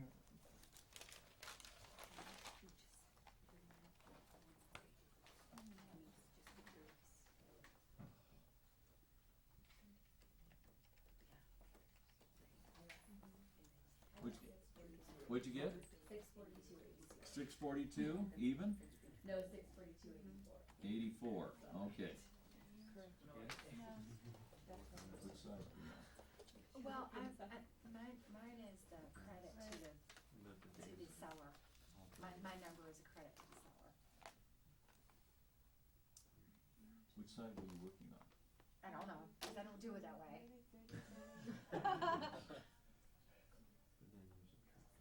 If it's prepaid through the end of the year. Damn, Oh, mine okay. was still off. Yeah, and they probably have the Yeah, mine too. I don't know. Alright, I'll tell you, 326.70. Okay. 326.75. 74. 326.74. On the left. Who else? Can I get one more? One more. Hang on. Then you'd start in the middle. What did you get? I came up with 318.77. Okay, let's take a look at this. So we have 634.88, 318.77, 637.53, 321.42, 322.26, 642.84, 326.74. It's somewhere in there. It's somewhere in there. Somewhere in there. We have 7 numbers here, and at least 6 of them are wrong. Or they all could be. So let's figure it out. First of all, which side are we on? Right. The right side, not the left side, the right side. Because it's advance. That's what tells us which side we're on, whether it's advance or arrears, guys, right? So, let's set up our formula. We have 956.30. What goes down here? 360, not 365, 360, because it's a banker's year. Now let's count the months. August, how many days are in August? Every day has 30. Oh, So that's 30 in from 31 days. 30 is Dang it. 0, and we don't add a day. So there's no days in August. September, Yep. October, November, December, 4 times 30 is 120. So 120 times 956, 30 divided by 360. What's the answer? 318. That 318.77. Well, several of you got that. So, but that's a tricky one. That's a tricky one. Don't let them get you. Banker years are easier. What's that? Banker years are easier. Banker years are easier. You're right. You want those banker's years. Unfortunately, you're only going to have them on the general portion of the exam, not the Colorado. But anyway, All right, so if we were in August 20th, we'd count 10 days of August and then just 30 days for the rest of the month. exactly. The question was, if we're on August 20th closing, then 20 from 30 would be 10 days, and we would not add a day. So we'd have 10 days in August, then the 120 days for September, October, November, December. Yeah, exactly. Okay, so let's keep moving along here. There's an outstanding assessment in the amount of $2,000 on line 20. A special assessment. Maybe they paved the road, put in sidewalks, whatever. You keep So saying again, that- excuse me, Jim. Yeah. You keep saying that there's only 30 days in August? Yeah, the question is, there's only 30 days in August, getting back to this. Why is that? Dan, because Because of the banker. banker's year, every month only has 30 days, Okay, right? Okay, even. That's the tricky part. So, Yeah. just finally, okay. No, okay, what? And when is when you have to add one day? When do you have to add a day? Remember, to buyer right. When it's to the day of closing, the buyer owns the day of closing, and we add one when we're on the right. But we're through, which means the seller owns it. Through doesn't tell us it's a banker's year. This tells us it's a banker's year or a calendar year. Okay? But how does how do you add a day to the left if you're on the right? How do you add a day to the left if you're on the right? You don't add a day. You never. Only if we were on the left would we add a day. Okay. Okay? We're on the right hand side. So But what does through mean again? through means the seller owns the day of closing, and we add a day when we're on the left hand side. Through seller left.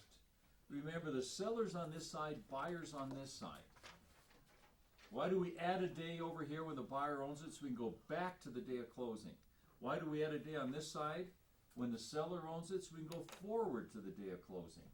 Everything revolves around that day of closing, right? And who gets it? Who gets it? Yeah, who pays it? Who receives it? Everything works that way. So through just tells us that the seller. Through tells us that we're on this side. Through, first of all, no, I misspoke. Through tells us who is responsible for paying all the expenses for the day of closing. Who owns the day of closing. And if it's through, the seller is responsible. He pays for all the costs for the day of closing. And we would add a day if we're working on the left-hand side. If we're on the right-hand side, we don't add a day if it's through. If it's to, it's the complete opposite. If it's to and we're working on the right-hand side, we add a day. If it's to and we're working on the left-hand side, we don't add a day. Now, is that clear as mud? Okay, as long as we're getting through somewhere. Okay. Again, guys, practice, practice. You might have to, like say, sit down at your kitchen table and say, I'm not getting off of this chair till I nail this sucker. And again, don't even think about taking that state exam until you get these prorations down. If you get these prorations down, you're going to nail that state exam. Yes? Does the the exams ask us exactly if it's a banker or not? Does the state exams tell you if it's a banker's or not? Did you remember the 20-question quiz you did last night? I hope you did it last night. That's the type of questions you're going to see on the state exam. Virtually word for word. You're going to have 60 of them that you're going to do here in this class. And out of those 60 questions they're going to give you here, on a state exam you might have, 15, 16, 17 closing questions, okay? You might have 16 prorations and 6 questions on closings. You might have 15 questions on closings and only 3 prorations. But you're going to have a lot of questions on closings. Because in Colorado, we're legally practicing law when we practice real estate. Because of that, we don't have attorneys at our closings. We've got to know how to handle closings. And what would be your trade-off? To not do all this and have an attorney at every closing. You want that? No. I don't. With commercial, Yeah. do you have attorneys there? I'm sorry. Commercial, you have attorneys. Commercial deals? No. No? No. No closing do I want an attorney sitting in my closing. You kidding? Now what if the buyer or seller hire an attorney? You better believe it, and that'll happen. Are they gonna be? And they'll be at the closing or whatever. And so I've been working with these people for 3 or 4 months, and all of a sudden, I thought we're getting along so well, and then they go hire an attorney, and I'm hurt. I mean, I thought they trusted me. Don't you ever be hurt. You know what they just did? They took all of your liability and put it right on the backs of that attorney. You better believe it. Tell them to hire 2 or 3 attorneys if they want to. Don't ever be upset because they hire an attorney, but I don't want them to hire an attorney. I want control. And again, a lot of people hire attorneys who aren't real estate attorneys. They know contracts, but they don't know real estate. My friend that's a commercial agent said that he likes having attorneys there, it's less paperwork for him. The statement was that a broker he's a commercial broker and he likes having attorneys at his closings. Hey, I do too. I do and I don't. Okay? Like I say, all my liability goes on that person's back, but I like having that control at a closing. And I've had big closings on commercial. I still don't want them there. So again, it's up to you. It's actually up to your people if there's going to be an attorney there or not. Okay, that makes sense? That was pretty. That was wild, Lola. Kind of a sigh of total panic. Is that what that was? Exasperation. Exasperation. Her, Listen. her question was though, will we know if it's a banker's year? How will we know it's a banker's year or? How will we know if it's a banker's year or a calendar year? First of all, on the Colorado portion of the state exam, they may not even tell you. You've got to know really, in Colorado, it's always a calendar year, and it's always 2. The buyer always owns it in Colorado.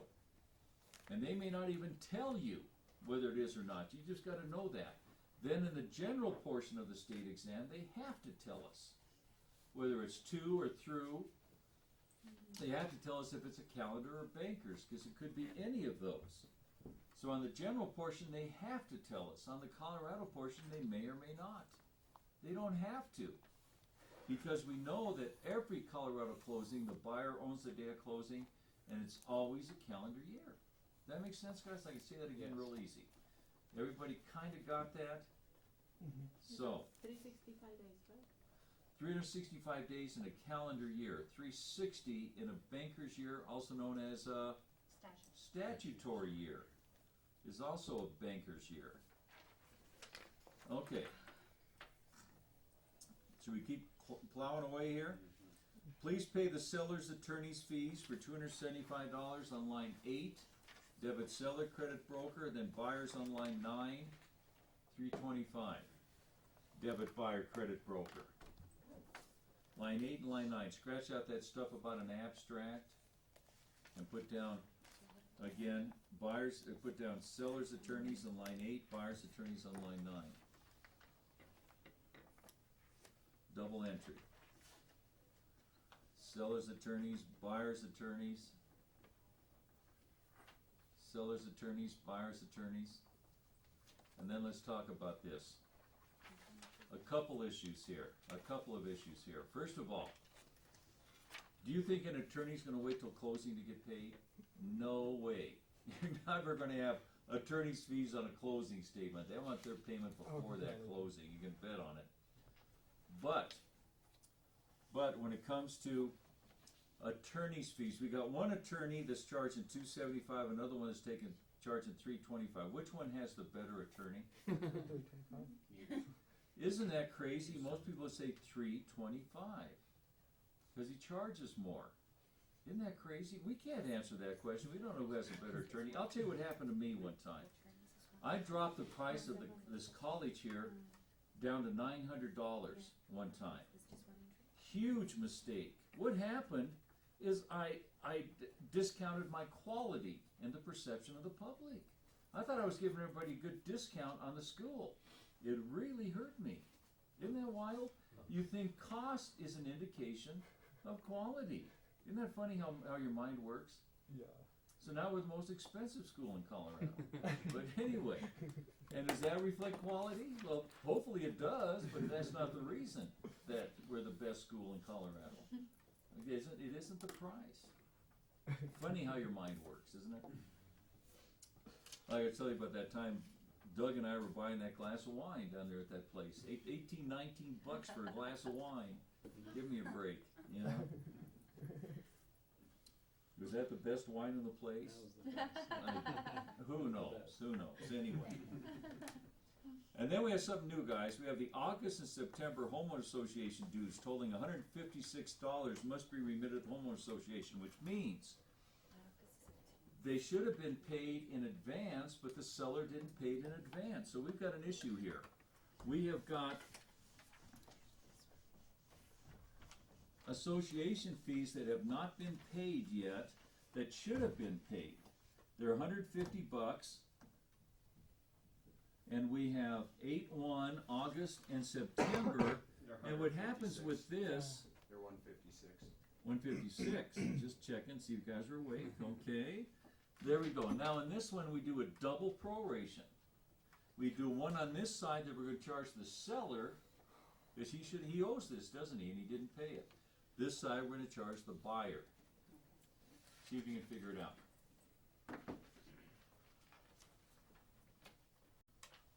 Okay, well let's do it. We're all over the page here. So, let's start with this side. First of all, let's draw our line. We have 156.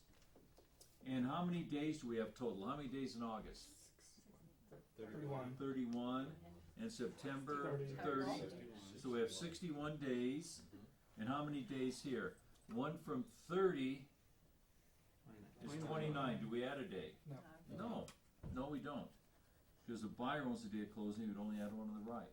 So that comes out to, and 7416 is correct on that side. Then on the other side, again, 61, 156, and we have 30 from 31 is 1. Do we add a day? Yes. Yes, so we have 2 days in August, 30 days in September, 32 days over here. 32 times 156 divided by the 61. And that is correct, 8184. So the left side, 7416, 8184 on the right, and let's put that on line 12. Scratch out that water and sewer and just put HOA. We're going to debit the seller. 32. Line 32, is that what it's 32. We're going to debit the seller, 7416, debit the buyer, 8184, and credit the broker, 156. So you have 3 entries on that line. It's always 300. In this particular one where we have 2 different prorations, yes. You're going to debit the seller, debit the buyer, and credit the broker for what they come to. Now, everybody got that on line 32. Let's talk about this for a minute. On the state exam, you're going to have probably 2 prorations, definitely 1 proration where you have both sides. I did a question for the state exam with a double proration, and my birthday is May 10th. So the closing date is May 10th, and you have 2 answers on it, okay? Out of the 4 answers, there's only 1 that has 2 answers. I just gave you a freebie for the state exam, guys. Okay? You don't even have to figure it out. Again, please? Can you say that again? If you see a closing date of May 10th, and you've got 2 entries where they wasn't paid and it should have been, like we just had, you don't even have to figure it out. that is the answer, because out of the 4 answers, there's only one that has. There's only one that has that double entry on it. That's if the closing date is May 10th. There's another one I've seen on the state exam where the closing isn't May 10th, and you do have to figure it out. But I tell you what, in the last 7, 8 years, every time I've taken that state exam, I've always seen that one for May 10th. So you will have that one probably for sure. You're special. Well, just trying to help you on that Maybe one. they just give you your questions. Just you. But anyway, just trying to help you out with that one. And you're going to see a lot of questions on on prorations. They, for some reason, they like my prorations. You might have 2 or 3 that are May 10th on the state exam. So don't call me up and start cussing me out after the state exam. I've had 4 of your miserable prorations. But there's only one that has a There's double only entry. one that has the double. If you see May 10th, that's the answer. Okay, on that one. Not that one. Right. Okay, then the last one down there, the sellers have agreed to pay 6.2% real estate commission, 6.2% real estate commission, 6.2% of $114,900. $7,123. Right, $7,123.80 on line 37. Going to debit seller, credit broker for $71,23.80. And then we have the closing fee. The buyer and seller split this. So on line 39, we just write in closing fee. We debit the seller 75, debit the buyer 75, and credit the broker 150. I'm sorry, can you repeat that? Yeah. On line 39, the real estate closing fee. We just write that in. Closing fee. We debit the seller 75, we debit the buyer 75, and we credit the broker 150.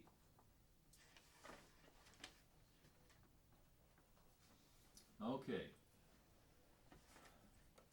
Anyway, how did that go? We spent a lot of time on that one today. Any questions about that closing? Let's go ahead and take a break, and when we come back, we're going to do test number 1, the first test you should have done last night. If you haven't completed it, please work on it while we take our break here. See you in about 10 minutes. Okay, let's get out that test number 1. Hopefully you've completed it. This is what the question's going to look like on the state exam, guys. They're going to look like this. Let's go number 1 here. Homeowners fees of $112 for the quarter have been paid in advance to the seller for an August 19th closing. The entry would be, let's put that on the board. We're closing on August 19th, and it's for the fees for the quarter. That quarter would be 7/1/9/30. They're paid in advance or arrears. In advance or on this side, and the amount is $112. So we get our timeline set up. The rest just flows once you get that timeline set up. We know we're on the right-hand side because it says advance. What are we going to do with it? Whatever figure we come up with, we're going to what? Credit the seller and then debit the buyer for that same amount. So we know that before we even start. So let's build our formula here. We have 112. And the total number of days, there's 31 days in July, 31 days in August. That's 62 plus 30. We have 92 days total. And then here, 19 from 31 is 12. Do we add a day? Yes, Yes, we do. So we have 13 days in August, 30 days in September, so we have 43. 43 days. Everybody see that? 31 days in August, 19 from 31 is 12 plus 1. And so the answer comes out to D dog, 52.35. And notice those answers there. Notice how they're very close. Take your time. If you're a little dyslexic that day, you could miss the answer even though you got it right. Okay, take your time. Excuse me, I have a question. Sure. You get the 92 days from June 1st through September 30th? Yes. How do we, the question is, how did we get 92 days? How many days are in July? 31. 31. How many days in August? 31. 31. How many days in September? 30. 30. So 92 days. We have July, August, and September. Everybody cool with that? Okay. Now, who is responsible for confirming the settlement figures presented to the seller? The listing broker is. The listing broker, of course. You're responsible for your own client's closing statements. Number 3, how is the broker's commission accounted for on a settlement sheet? C, debit seller, credit broker. Right. Now this next one's interesting, this number 4, and this has happened to me at least once. Where I'm on my way to closing, we don't have our closing figures yet. And the buyer can't stop for a check because he doesn't know how much to bring. So I'm on my way to closing, I get a call from the lender or the title company, and they say, hey, we got your figures. Tell the Johnsons that they need to bring $6,000 to closing. So I call them up and I say, Bill, you guys need $6,000 to close. He says, thank you, and hangs up the phone, looks over at his wife and says, that was Jim. He said, we need $6,000. We already gave him $1,500, so we only have to show up with $4,500. That's not what I told him. I told him he needed $6,000, didn't I? Right. And so what happens, the answer is C, the closing should proceed in escrow with monetary disbursement when funds are accounted for. In other words, we get to the closing, he walks in the door and he shows me his $4,500 check, and I say, sorry, go on, we need another $1,500, and we'll see you in half an hour. In the meantime, we sign as many papers as we can while we're waiting for him, okay? And so then he comes back, everything's fine. I had one closing one time where the guy didn't have it. It was $1,500. He didn't have $1,500. And so what happened, the two brokers and the seller all got out their checkbook. We all paid $500 to make the deal happen. You do whatever you have to. I've never been to a closing where it didn't close. I've had some 6-7 hour closings, which are closings from hell. But nonetheless, you do what you have to do to close it. So, any questions about that? Number 5. You, as a buyer's broker, are unable to attend a closing due to an unexpected death in the family. You should, and the answer is C, ask another broker to attend in your place to ultimately share in your liability. So they come up to you and say, yeah, I had a funeral on Tuesday, could you take my closing? They are co-liable with you on this, for this closing. Now, I suggest you not do it for nothing. Tell them, you bet I will. Get out your checkbook. I want a couple $100 to sit at that closing. Or say you owe me one or something. But there's a liability issue when you're sitting at that closing table. So remember that. So C's the answer to 5. Number 6, an out-of-state seller has $3,500 net sales proceeds. That's how much he's walking away with. Okay? That's not the net loan proceeds, that's the net sales proceeds. Two completely different things. The net sales proceeds is the amount the seller's walking away with. So he has $3,500 net sales proceeds after all costs are determined. The sales price is $250,000. How much is the seller's liability? Remember, it's 2% of the sales price or the net sales proceeds, whichever is less. What's 2% of $250,000? $5,000. So it's either $5,000 or $3,500, whichever is less. The answer is $3,500. $3,500. Don't miss that one on the state exam, guys. It's an easy one. You're just gonna look for the lowest amount. Yeah, the lower of the two. The lower of the two. You'll have several more of these on these next couple quizzes too. Let's go to number 7. Brokers may receive their compensation by, we can get it by commission, hourly fee, we can do it by jewelry. If we're a farm and rancher, we might get an animal or a tractor. Any way we can get it. Any way we can get it. And the answer is A, commission, hourly fee, combination of both. Any way we can get it, we get it. Okay, seller will continue to rent half of a duplex. After the closing on May 10th, the rent is $14.75 per month payable in advance. How is this accounted for at the closing?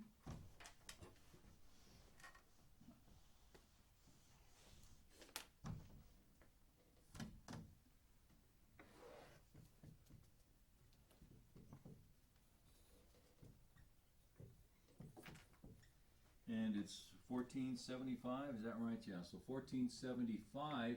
Remember, he collected this up front. How much of it can he keep? 9 days. 9 days. He has to give the rest back, doesn't he? So this becomes a debit to the seller. This becomes a debit to the seller. And we're not on that side, we're on this side over here. So let's build our formula. 31 days in May, 31 days. 10 from 31 is 21. Do we add a day? Yes. Yes, 22 times 1475 divided by 31. And the answer is A. How are we doing so far? Good. Making it? Let's keep going. A property manager has $600 in his security deposit account. At closing, these funds must be dealt with as, what'd you get? A. I heard A. Who do these funds belong to? The tenant. So, would C be the right answer? No. Why not? You don't give it back till the end of the lease? No, because there's no column for tenants. Right. Right, so it's not C, guys, it's A. Did anybody do C? Congratulations. You won't miss that on the state exam, will you? Okay. So again, it's A, debit seller, What? credit buyer. Jim, why wouldn't it be D? Why not D? Debit seller, credit broker, because we don't give it to the, remember that's the out column for the title company. Right. We give it to the buyer, so that when these leases end, he's able to give them back to the tenants. Because remember, after the closing, that title company's gone. They're gone.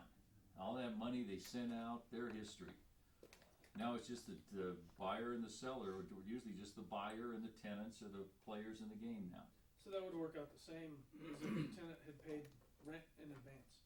It goes the same exact effect. If you paid rent in advance, prepaid rent. So you pay the first month's rent, last month's rent, and a security deposit, exactly. And that last month's rent and security deposit would go into an account. Yeah, so when he gets done with his lease, he gets it back. You bet. That's exactly how it works. So whether the buyer is the property manager or another person, it really doesn't matter. That's really kind of irrelevant. If the buyer is a property, why would the property manager, Well, maybe they're managing the property and they decided to buy it. that could be, I that mean, could be. it's always, it's kind of ambiguous to me. That's why I picked D. It's always 'cause gonna be a it credit doesn't to the say tenant, he's gonna but rent the what if, property. what if the tenant is buying the building? Well, then that I could mean, be. you know, But what does it it's sort say? of ambiguous. Not really. This is a very good, this is a well-worded question. Yeah, this is not a wrong question. And let's read it again. A property manager has $600 in a security deposit account. At closing, these funds must be dealt with. So I'm selling it. I'm the property manager on this property, and the buyer now is, with this money has to go to the buyer, so that when the tenant's lease runs out, it can go to them. So, again, don't fight it. Don't fight it. That is the answer. Okay, number 10. Who pays for a survey ordered prior to closing but after contract acceptance? We don't know. Check the contract. Yeah, check the contract. Remember, the closing is based on the contract, guys. What's in that contract? That's why it's 16 pages long. Remember that miserable thing we went over last week? Yeah. And that's where all the information is for that closing. And 11, I gave you this answer. A metered water bill is A, usually escrowed for 150% of your bill. Then the next payment is made, they return any difference to the seller. Number 12, a lender is offering 6.5% loan with 2 discount points is probably anticipating a yield. I gave you this one too. 2 points would drop the interest rate how much? 2/8 of a point. Which is a quarter. A quarter. How much would raise the yield? The same amount, a quarter. So it'd be 6.5 plus a quarter. 6.75. 6.75. Everybody okay with that? Who's confused with this? No, Jake, can you explain that again? Yeah. Yeah. See, again, the discount points, why do we have discount points? To lower the interest rate. Now, for the state exam, you lower the interest rate, every discount point drops the interest rate 1/8%. In real life, it'll change during the day, even. So 1/8, it'll drop the interest rate. But there are 2 points, so it's 1/8 plus 1/8, which is 1/4, 2/8, right? And how much will increase the lender's yield? The same as the discount. So whatever the discount is, that's the same increase in the lender's yield, what they're bringing in. And we're gonna have some more like that. Hopefully you'll be able to nail those. And discount points are negotiable. Everything's negotiable except for Arbitration. cost of mediation. Okay. Number 14, on an assumption the seller carries $10,000 at 12% interest paid monthly. Closing is June 11th with the first payment August 1st. What's the entry?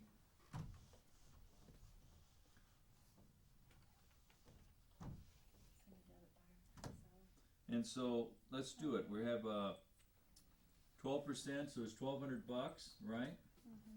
And we're closing on June 11th. What is this interest called? This is called prepaid interest for the month of closing. For the month of closing, prepaid interest. So it's always in advance just by its own definition. Why 633? What's what? Oh, 633? What month is that? See, any of you guys are paying attention today. I like it. Okay. So what do we have? We have, let's build our formula here. We have 1,200 times something, and we have our total number of days, which are, is that for a year, or is that for a month? That's, yeah. That's for a year. Right. So 365 down here.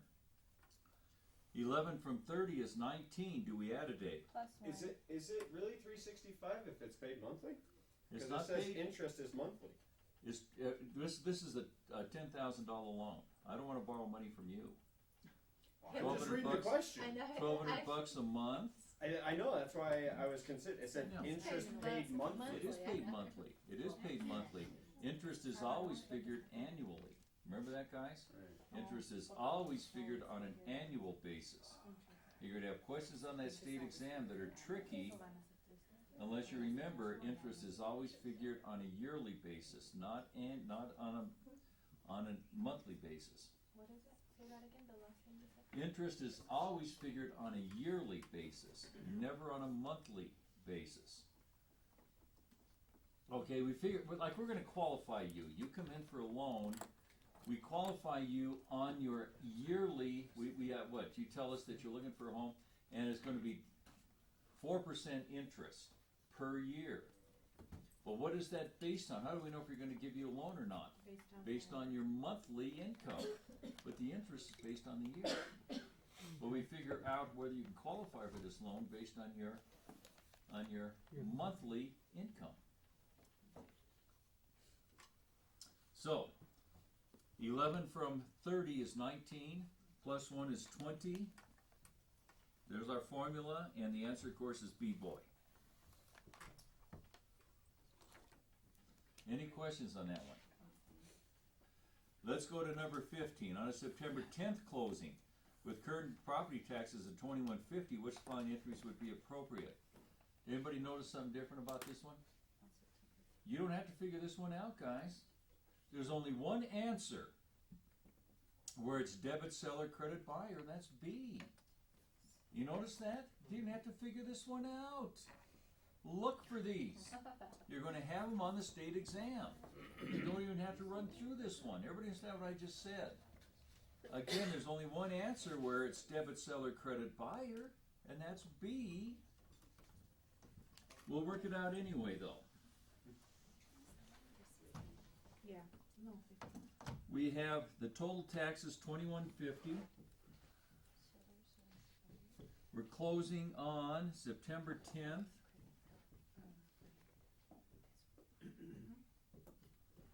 And so we build our formula, 365, total number of days, 2150. And then we have our days from January 1st to September 10th. How many days in January? 31. February? 28. March? 31. April? 30. May? 31. June? 30. July? 31. August? 31. And September?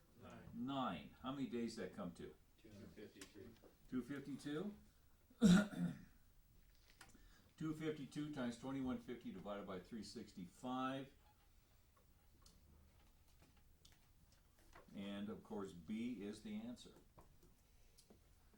Number 16. Security deposits are entered on the settlement sheet as debit seller, credit buyer. Yeah. Again. Security deposits. Pardon me? What are security deposits? That's so if you screw up the apartment, then they have money to fix it Oh, for the security deposit. Or you run out on the rent. They can use that security deposit to pay for your rent. So is that B, right? The answer is B on number 16. Exactly. And a selling price is shown as a credit to the seller on the settlement sheet, and we have something called a HUD-1, which is different than our settlement statement. And that's where the settlement sheets get their information, is from this document called a HUD-1. And this HUD-1 is, again, so a closing, the buyer's, wait a second. So the selling price is shown on it as a credit to the seller on the settlement sheet and the closing statement. You'll hear that closing statement referred to again as a HUD-1 many times. At the closing, there's two things the broker signs. We sign the settlement statement and the HUD-1. That's what we sign at the closing. That's all we sign usually. We're just sitting there smiling, let everybody sign all this, and then we reach out our hand and get our check, and we walk out, and that's essentially what closings are. Yeah. Question on the HUD-1. How long do the title companies have to be in this HUD statement? Hey guys, hold on. Question is, how long do title companies have to hold on to their settlement statements? How long do lenders have to hold on to their documents? How long do brokers have to hold on to their documents? 4 years. Everybody's 4 years. Everybody's 4 years. Now you should hold on for at least 7 in case there's anything with the IRS coming at you. But always 4 years at least. Okay, let's keep going. Number 18. At closing, the buyer's good faith deposit is recorded as Debit broker. B. Boyd, debit broker, credit buyer. Remember, that's the earnest money deposit. Line 2. 19. Perhaps your firm has a title company who typically chooses the title company for title search, title insurance, and closing administration. Remember, in Colorado, the listing broker runs with the ball, typically. So the answer is the listing broker. Any questions on that? 20. Net loan proceeds are shown on the settlement sheet as debit broker single entry. If you missed 5 or less, you passed.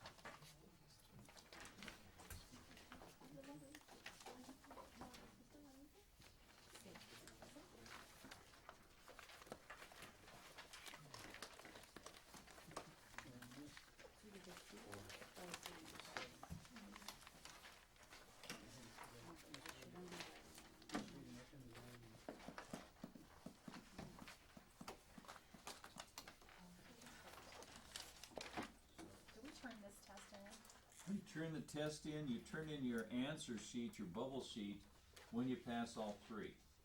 And grade them yourself, because you have the answers there.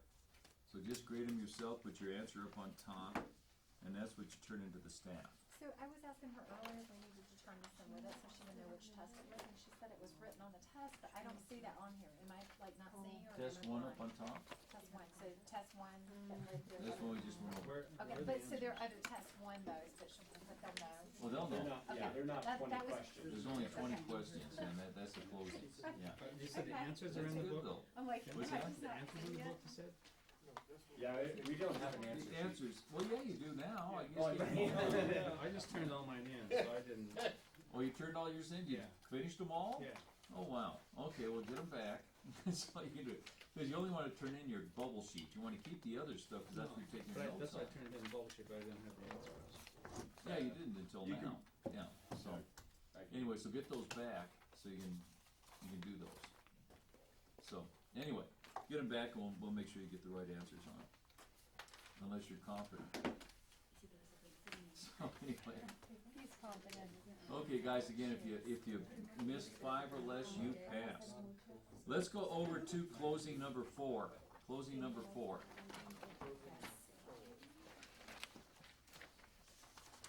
Closing number 4. And then we're gonna go to the top of the next page into the box.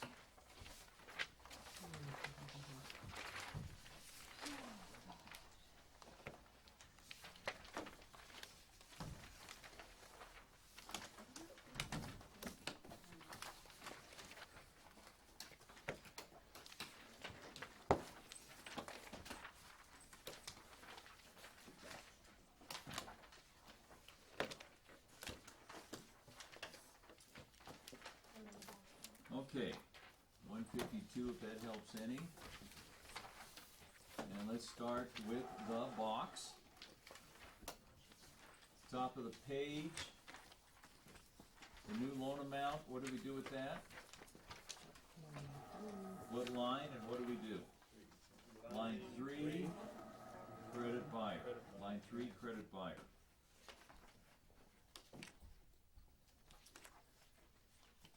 Then, we have the payoff of the existing loan. Who's responsible for this? Seller on line 5. Debit seller, single entry. Line 5, debit seller for that 86,000 and change.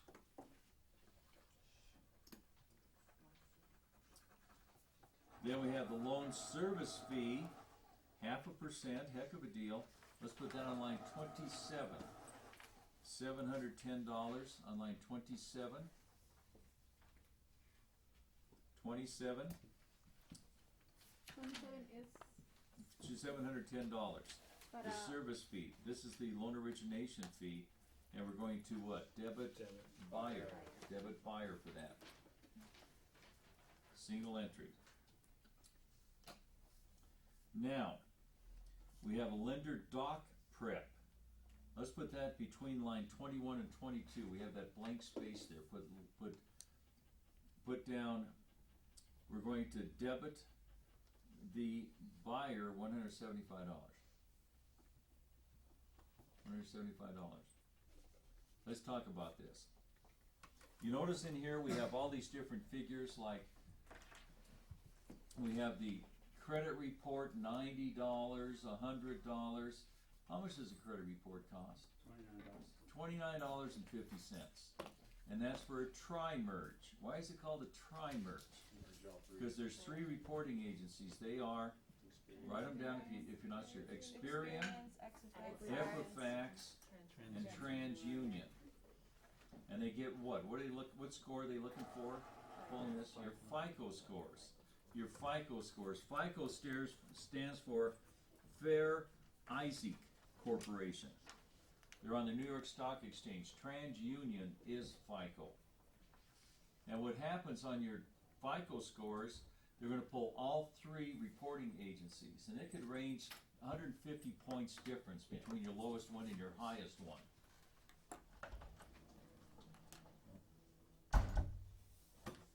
Your lowest one and your highest one, they range between 300 and 1,000, okay?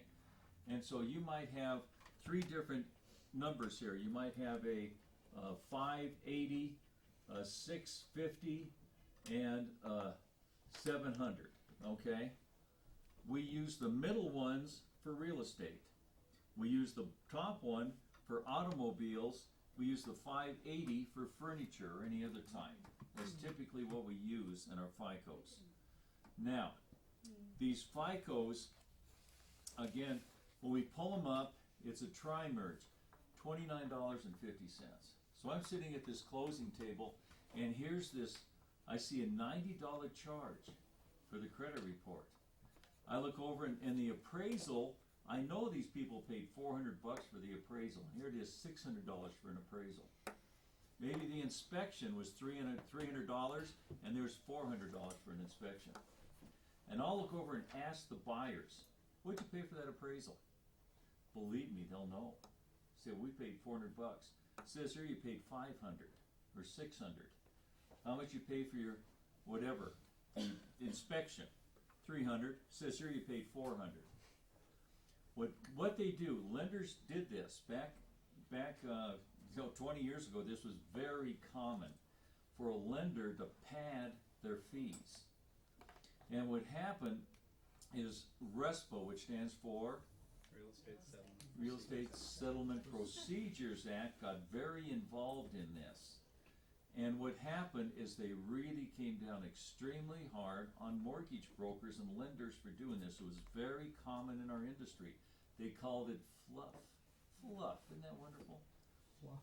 And what happened is I would take this figure, I take this closing statement, I've done this, and I'll hand it to the closing lady, and I'll say, would you go correct these figures, make sure they're correct, and I need a copy of this also. And hopefully that mortgage broker or the lender is sitting at that table. They'll go, what do you mean? That's just cost of doing business. That's additional profit base. And I'll say, and I need this copy so that I can turn it over to the Attorney General's office for criminal prosecution. And they will. They will go after him. That person should not be in the real estate business. Get him out of there and get him in jail where he belongs. He can walk into a liquor store and rob that liquor store, but he thinks he can walk into your closing and rip your people off? My blood pressure goes up just talking about this. Do you see that very often? Not anymore. Not anymore. Since, I've never heard of it. it's happened It was often. super common. Back then, well, let me tell you a story. I won't tell you who the company is because Doug knows them. And one of my biggest clients is an appraiser, called me up one day and they said, can you come down here? I want to talk to you about something. So I did. And they said, you know what happened? It's when actually Amber used to work for. Amber, I don't think she was doing this. Anyway, they said, we got a real problem. We were paying you $300 for an appraisals, and we were charging $400. Now RESPA's after us, and we need you to write a letter saying that we actually paid you $400. Oh, wow. Did that take guts or what? And I said, I'll tell you what, why don't you make up the difference and I'll write the letter, that way it won't cost you anything. Right. And it was kind of wild because about a month before that, month and a half before that, the guy took me a few blocks away from his office where he was building his $2.5 million house. Oh, lovely. Wonderful, you betcha. Well, he didn't finish his house. And I don't know if he ever went to jail, but I'll tell you what, he wasn't in business in about 2 months. Because I tell you what, people who were doing that, if they got caught, RESPA came after them with both guns blazing. Nothing to take lightly. So make sure these charges are what they should be. Now some of them they'll get away with. Like this one here. Again, we've got the lender doc prep fee. That's a garbage fee, we call it. And some of those they can get away with. Well, that's a bunch of bull. They're charging us a percentage of the loan amount. Now, if this is my house I'm buying, I'm going to say, come on, man, get rid of that. Or something like that. They might have title inspection fee. I'm already paying for a title. The seller's already paying for a title, whatever. There shouldn't be an extra fee for that. So The again, lender's supposed to disclose all of that to you when you file the application for the loan, correct? what is They that send you the called? settlement, What is that called, Just, Gene, on that? Guys, help her out. the disclosure. What is that? The You, good faith estimate, yeah. within 3 days of loan app, you get a good faith estimate, a GFE, and also a Truth and lending statement. TILA report. TILA report, Truth in Lending. And yeah, So is that what you're comparing that closing statement to? Because how would you know that those figures should be on there, or if they're Well, erroneous? nowadays, If you, they have to match. right. They have to. now they have to match. In fact, you can't be over 1/8% off on your interest, what you're charging, anything. Bad news, bad news. Not only that, but if you make a loan as a mortgage broker and it defaults in the first 5 years, you buy it back. Serious stuff. Who'd want to be a mortgage broker anymore? I'll tell you what. I got a question. like buying a car, you have a 3-day residual. Is there anything like that in real estate? A 3-day to get your money back? If, Not on a first mortgage. You walk out of that closing with that check in your pocket, it's a done deal. Were you gonna say something, Doug? The purchase money rescission is what he's wanting to use. The 3-day rescission, that's on what, second mortgages, HELOCs? You always have a 3-day right of rescission. And refinances. And refinances Primary with, residence. with another company. If you refinance with the same company you're with, you don't get that 3-day right. But if you refinance with another company, you get 3 days. Okay? That's the right, and why am I spending time on this? Mainly because there's a question on the state exam, tricky sucker, where they say that the TILA 3-day rescission requirement applies to all loans except, and the answer is first mortgage loans. They're regulated by TILA, but that 3-day rescission is not a part of the first mortgage, only the seconds or HELOCs. Okay? Will you say that again, just for the truth? Yeah, the truth in lending, again, applies to the second mortgages and the first mortgages. What is the main thing about TILA? Disclosure. But what? Disclosure of the Annual percentage interest rate. annual percentage rate. Very good. What Gene just said, the annual percentage rate, the APR. So the interest rate is, let's put it up here. Well, the interest rate is 6%, 6.5% APR. What is the difference? This is the actual interest rate, where this is the interest rate plus the cost of funding, the cost of getting that loan, averaged out over the life of the loan. This is much more accurate, that 6.5, than just the annual percentage rate. And if you see any loan for a car, for a piece of furniture, for a washer dryer, for a house, anything that uses just a percentage rate, that's against TILA. It's not just for real estate, it's for any loan. You have to state the APR, the annual percentage rate. That's the main purpose of TILA, Truth in Lending.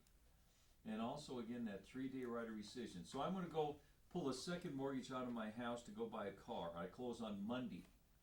When can I get my money? I have to wait Tuesday, Wednesday, Thursday, and get my money on Friday. A 3-day right of rescission. And during that week, I can cancel. And it drives lenders crazy, because there's costs involved to get that through, plus getting the people approved for it and everything. You get them closed, and the next day they cancel it. You don't make a dime. So Jim, what is the reasonable percentage difference between the interest rate and the APR? What is a reasonable amount between the interest rate and the APR? You know, there really isn't an answer to that, because what we're looking at now, if you got like your car loans, 0% interest for 60 months, what is the APR on that? 0. But what if it's 0.5% interest, but the APR is 3%? Wow, that's a pretty heavy cost of funding. So again, just use your common sense on it and compare. Now you guys know how lending works. You'll be able to compare these different loans, not only on cars, not only on real estate, but everything you buy, furniture, everything, the cost of funding. What is the real cost of this money? So, like a buddy of mine just bought a Ford 150 in January. He bought a 2014 because he got it such a good deal on it. Well, he bought it new, had 20 miles on it, but he didn't have good credit score, so his interest rate was 11%. But that's on when I bought my first house, guys, my rate was 13% on my first house, and I got some of the companies that help you, buyer assistance programs. What are some of them? There's Aurora Hope, Habitat for Chafa, NACA, and Colorado Federal Housing Administration. That's Chafa. They're down on the corner of 20th and Wazee. And I got a Chafa loan. And I got 11%. I thought I beat the system, man. 11% loan, you bet. So 11% on that truck, you guys all groaned. I had a house payment at 11%. But anyway, he was smart, because if he got a used truck, he would have paid probably 18 or 19% interest because it was a new truck. It was better financing, and he said that he'd seen 2013s, 2012s for less than we paid for that one. So he did. He's a mortgage broker. He was able to compare financing. He knew when he got a good deal. So again, it's more than just real estate, guys. It's everything in our lives. We could do a whole class just on that. Oh man, well we will. To answer your Yeah. question, yeah. Yeah. that's a- When we get into financing, I'm probably gonna let Doug teach that. It's up to him. We'll talk But anyway, about it, yeah. we'll talk about it. Yeah. But anyway, The APR is a real interesting one. okay. Okay, guys, where the heck are we now? So we got the Owner's title. the owner's title insurance on line 7. Debit the seller 1326. And then right below it, the mortgage ease policy, debit the buyer 75, same line on line 7. Debit seller 1326, debit buyer 75. And then we have the lender's attorney review of title insurance on line 10. That's another garbage fee, probably. Does the buyer do? That's again, debit the buyer $75 on line 10. Can you really in closing tell them to get rid of stuff? Say, come on. Yeah, closing, sure you can. Heck yes. I'm not gonna pay this. I will, especially if that lender's sitting there. You But better remember, we have these new rules though, Jim, remember, they have to disclose within 3 days, so that's not gonna happen at closing tables anymore. You know, you're right. What Doug just said. Everything has That's to be part of the done reason 3 why. days before closing. You have to delay closing at least a week. So if I did that at closing now, everything stops. You have to come back in a week. Yeah. But you can review it and call them up and say, like, Ex- I won't be very there. good. I won't be there. Very good. What Gene just said. But now we're supposed to have it 3 days before closing, so we can look it over and see if there's any of those rip-off fees. I thought we weren't gonna get it, it was gonna go. Oh no, the Fine, brokers we're- get it. yeah, Well, no, okay. they don't. You know what? Right? We don't get the closing figures, do we? Like Bart was That's saying what last Bart was week. saying, yeah. So we don't get those figures. But would the Right. title company have it though? When they have it, they would have Well, to the as title well. company will So definitely you could, have so you it. could go over there and say, I wanna see No, it, it's right? to their best interest, they'll send it I to mean- you. They because should they send are- it to We're the us, ones yeah. that But if control they it. don't, So right? we can Or say, call this them, isn't they going send a on, copy. Yeah. you know. And I think Doug's right. We'll see what happens. Now this kicks in June 1st, 2015. We're in May of 2015 for those of you on the disc. So we'll see what happens. The first closing we go through, but usually all these fees come to the buyer, the seller, the 2 brokers. You bet. Now I only get the seller's figures. Right. If I'm working with the buyer, I only get the buyer's figures. The rest isn't any of my business. I don't care. Really, I just want my guy or my lady, my couple's figures. This kicks in July, is that I right? think June 1st, I believe. What if your I think it's transaction July broker? 1st. Transaction broker or an agent, either one, you're gonna get it. You're still gonna get it. I think it is June 1st But because really? July 1st is the If you're CAM class. if you're dual broker. Or if you're and running a you get homeowner state association, Yeah. you have to be licensed by July 1st. So I think it is June 1st, and I may be wrong. Those of you on the disc. Yeah. But by the time you see this on the disc, it's definitely in place. No two ways about it. So. It's coming out. And again, it's gonna cause some serious confusion out there to get this implemented, because I'll tell you what, 3 days before closing, like I say, the days of our 30-day closings are pretty much a thing of the past. It's not gonna happen, guys. Now, if you need a closing in 2 weeks, sometimes you have to, but wow, it's gonna be an ugly thing to look at. Is you're gonna be running like crazy, and so is everybody else, to get this stuff done. We're okay as far as brokers go. We're not beat up nearly as bad as the lenders and title people are these days. My next door neighbor yesterday got 24 contracts offered on his house Jeez. What is it? in 4 days. Wow. That was in 4 days. Yeah. Well, you're saying that his next door neighbor got 24 contracts on his home Over in asking 4 price? days. Yeah, Oh yeah, How much over, like?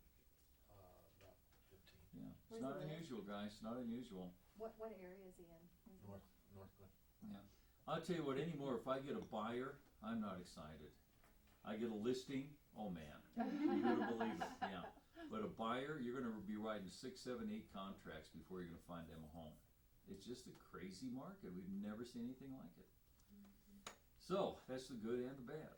Anyway. Okay.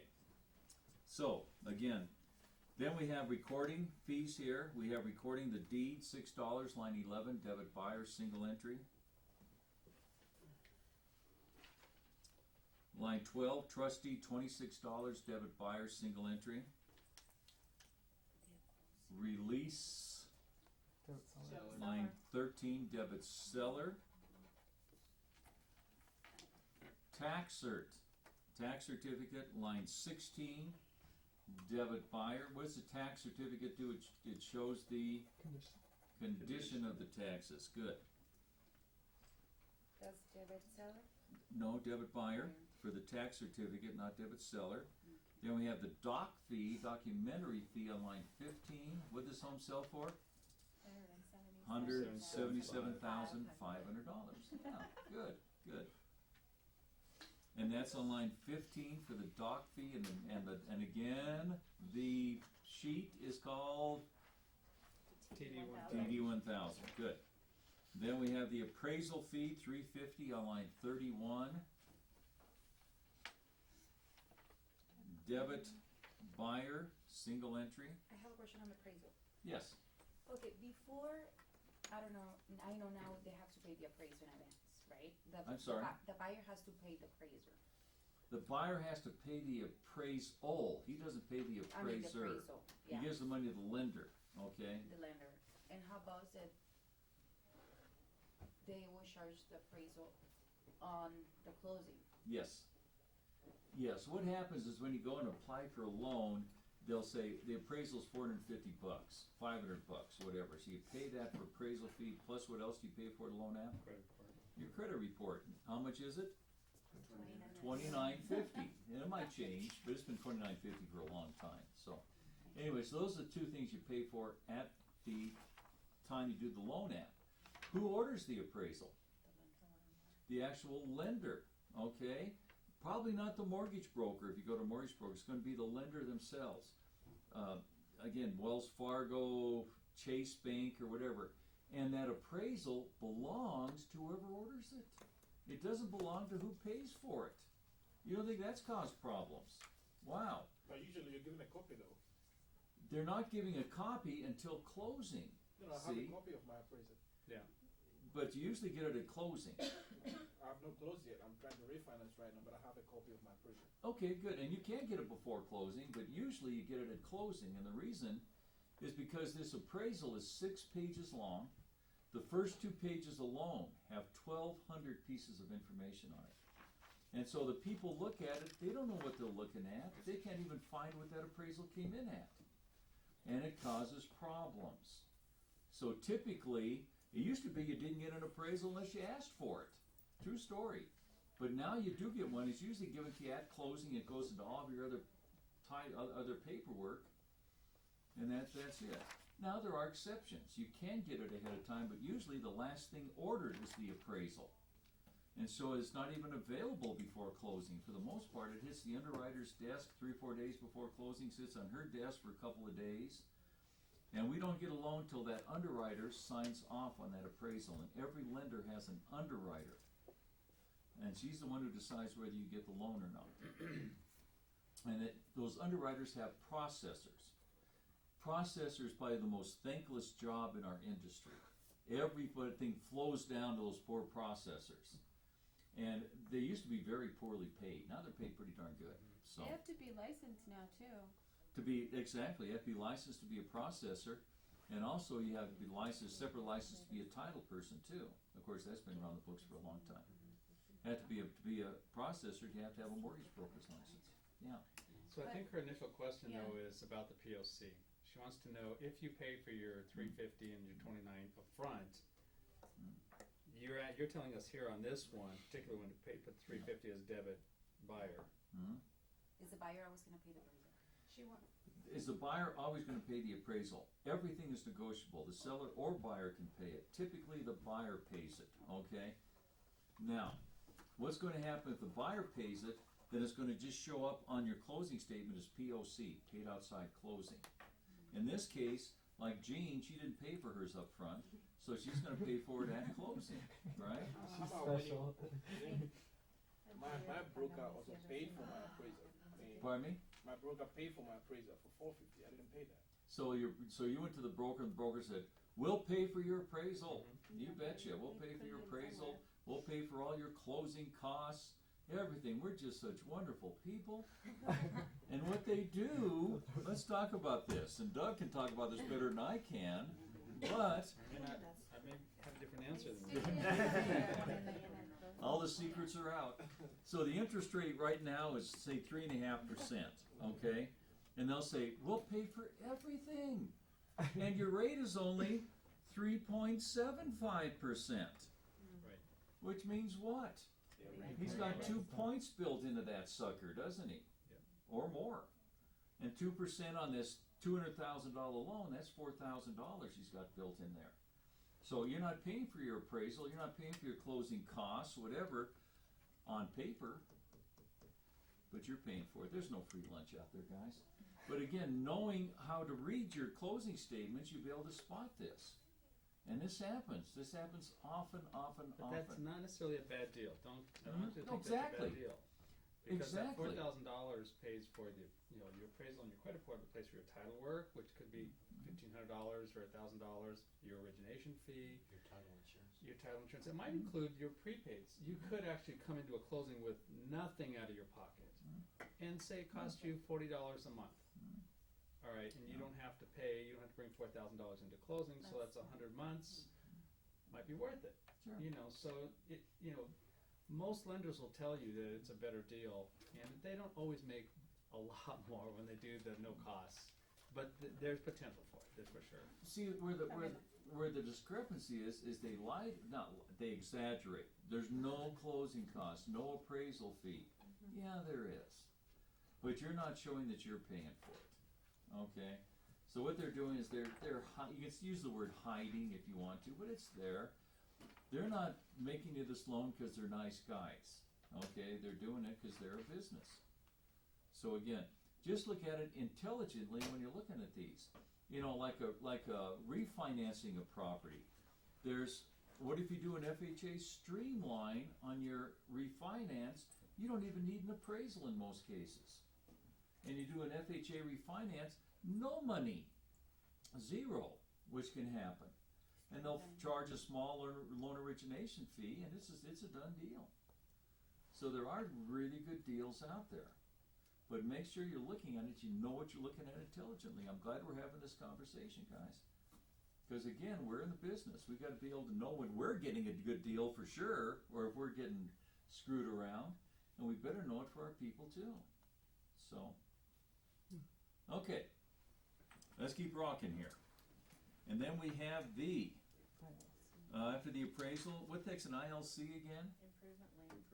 Improvement location certificate. And we add that together with the credit report, 75 plus 105, so $180. On line 30.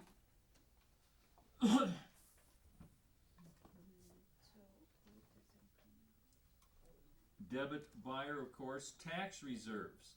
Line 19, single entry, debit buyer, $665.15. Premium for new hazard insurance, line 23. Remember, hazard insurance is always a 1-year policy. $607 on line 23, debit buyer. Hazard insurance reserve. This is what the lender's charging the buyer. On line 24, debit buyer, $101.16. Interest on the new loan. Prepaid interest on line 29. Debit buyer, $789.75.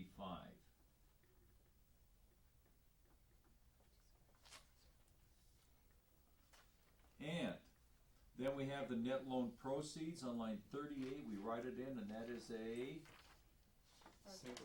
debit broker single entry. Good.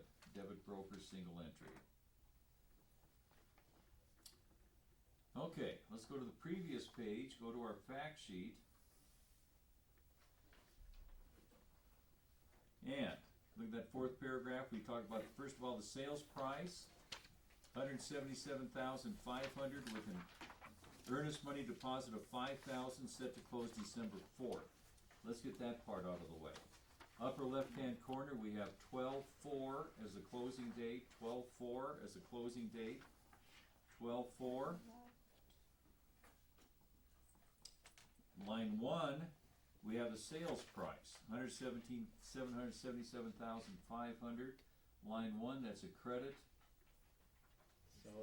Seller, debit the buyer.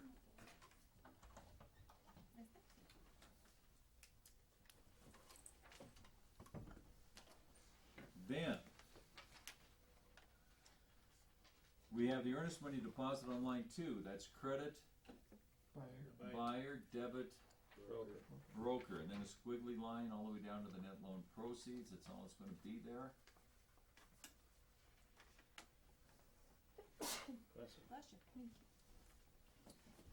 Okay. Then we got the prepaid interest, the new conventional loan, 142,000, 7.5%, 7.25% interest. The seller agrees to carry back a second deed of trust in the amount of $10,000 at 9.25% interest for 5 years. The first payment is due February 1st. So we can probate this one, or we can prorate this one because we know when that first payment is. And so on line 4, we put the $10,000. Debit seller, credit buyer for the $10,000. And then we prorate the interest, which is called what? Prepaid interest. It's $10,000 at 9.25%. How much interest is that per year? $92.50. $925. Sound right? 9.25% of $10,000. What's that? $925. And we're closing on December 4th.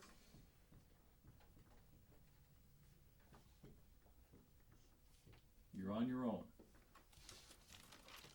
Go for it.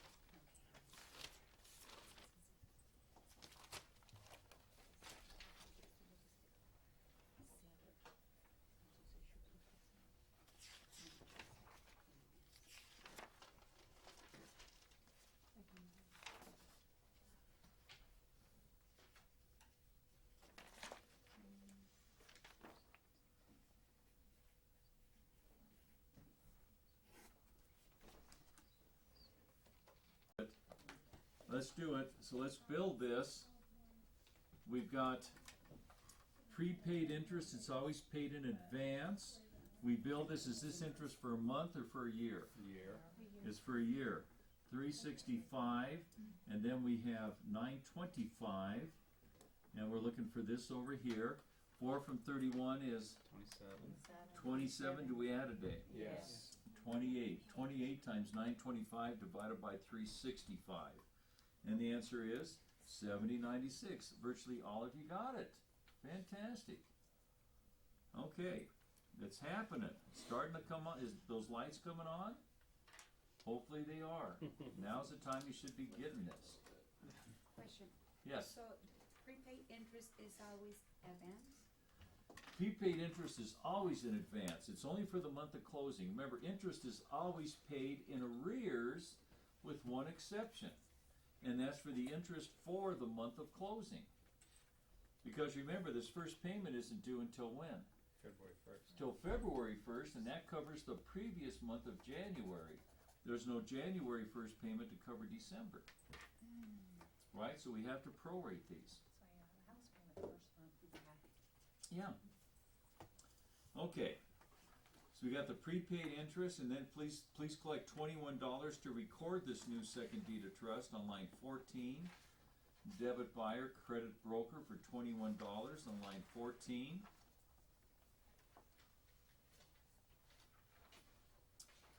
Line 14 again. $21 debit buyer, credit broker. Then last year's taxes were paid for $1596.40. We're going to put that on line 17 on the far left hand side. There are last year's taxes and we just put in parentheses paid. And then on line 18, we prorate it. So let's prorate them.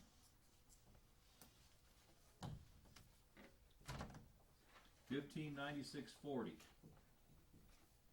That's all I'm giving you. You're on your own. So let's do this one. We'll build it 1/1/12/31, and the main answers we got 147, 1473.94. Right. Then the 101/122.46. We're on this side, so we're going from January 1st to December 4th. We start off 1596.40, 365. Now let's count the days. How many days in January? 31. February? 28. March? 31. April? 30. May? 31. June? 30. July? 31. August? 31. September? 30. October? 31. November? And December? 3. What's that come to? 337. 337. 337, is that right? Yeah. 337 times 1596.40 divided by 365, and that is right. Virtually all of you got that one. Okay, now it's a tough one, counting all those days. Always count those days twice. Make sure you get the right number. Do it until you get the same answer twice, I should say. Same with every math that you have. Same with every proration. And that, of course, goes on line 18. Debit the seller. We're going to start. We're going to debit the seller, credit the buyer, because prorations are always between buyer and seller. Then please collect and pay the seller's attorney's fees in the amount of $275. $275 on line 8. Debit seller 75, credit broker 75, and then on line 9, buyer's attorney's fees for $375. Debit buyer, credit broker for $375.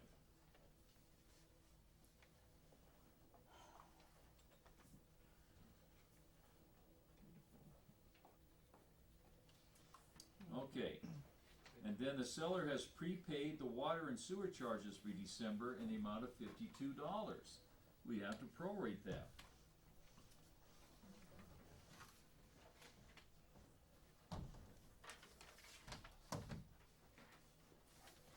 $52, you're on your own.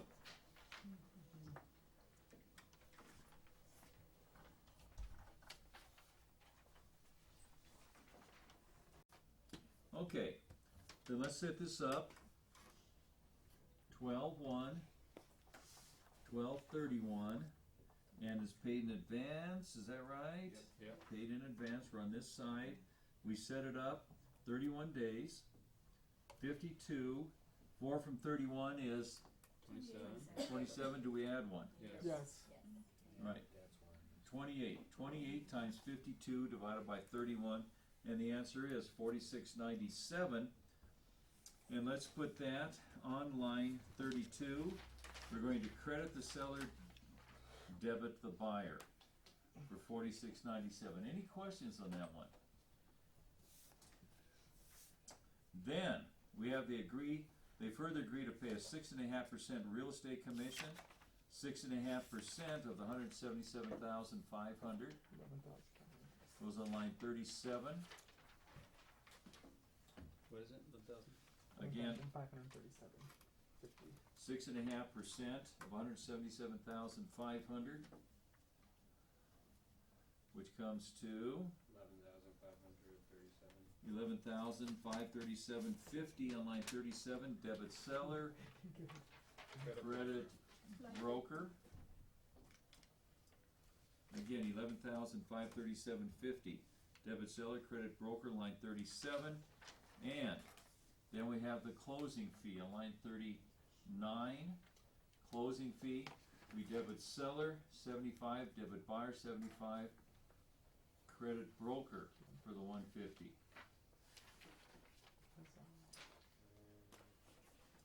Okay, now let's do this. Test number 2. Get started on that. We have a presenter today, I'm pretty sure, but whatever. I'll see you back here about 1 o'clock. So between lunch and doing this closing number 2, when we get back, we're gonna be doing closing number 2. Okay. And if you wanna do it in groups, that's very cool, whatever works for you. And I'll see you in a little bit here. Those of you on the disc, this is the end of this disc, we're going to the next one.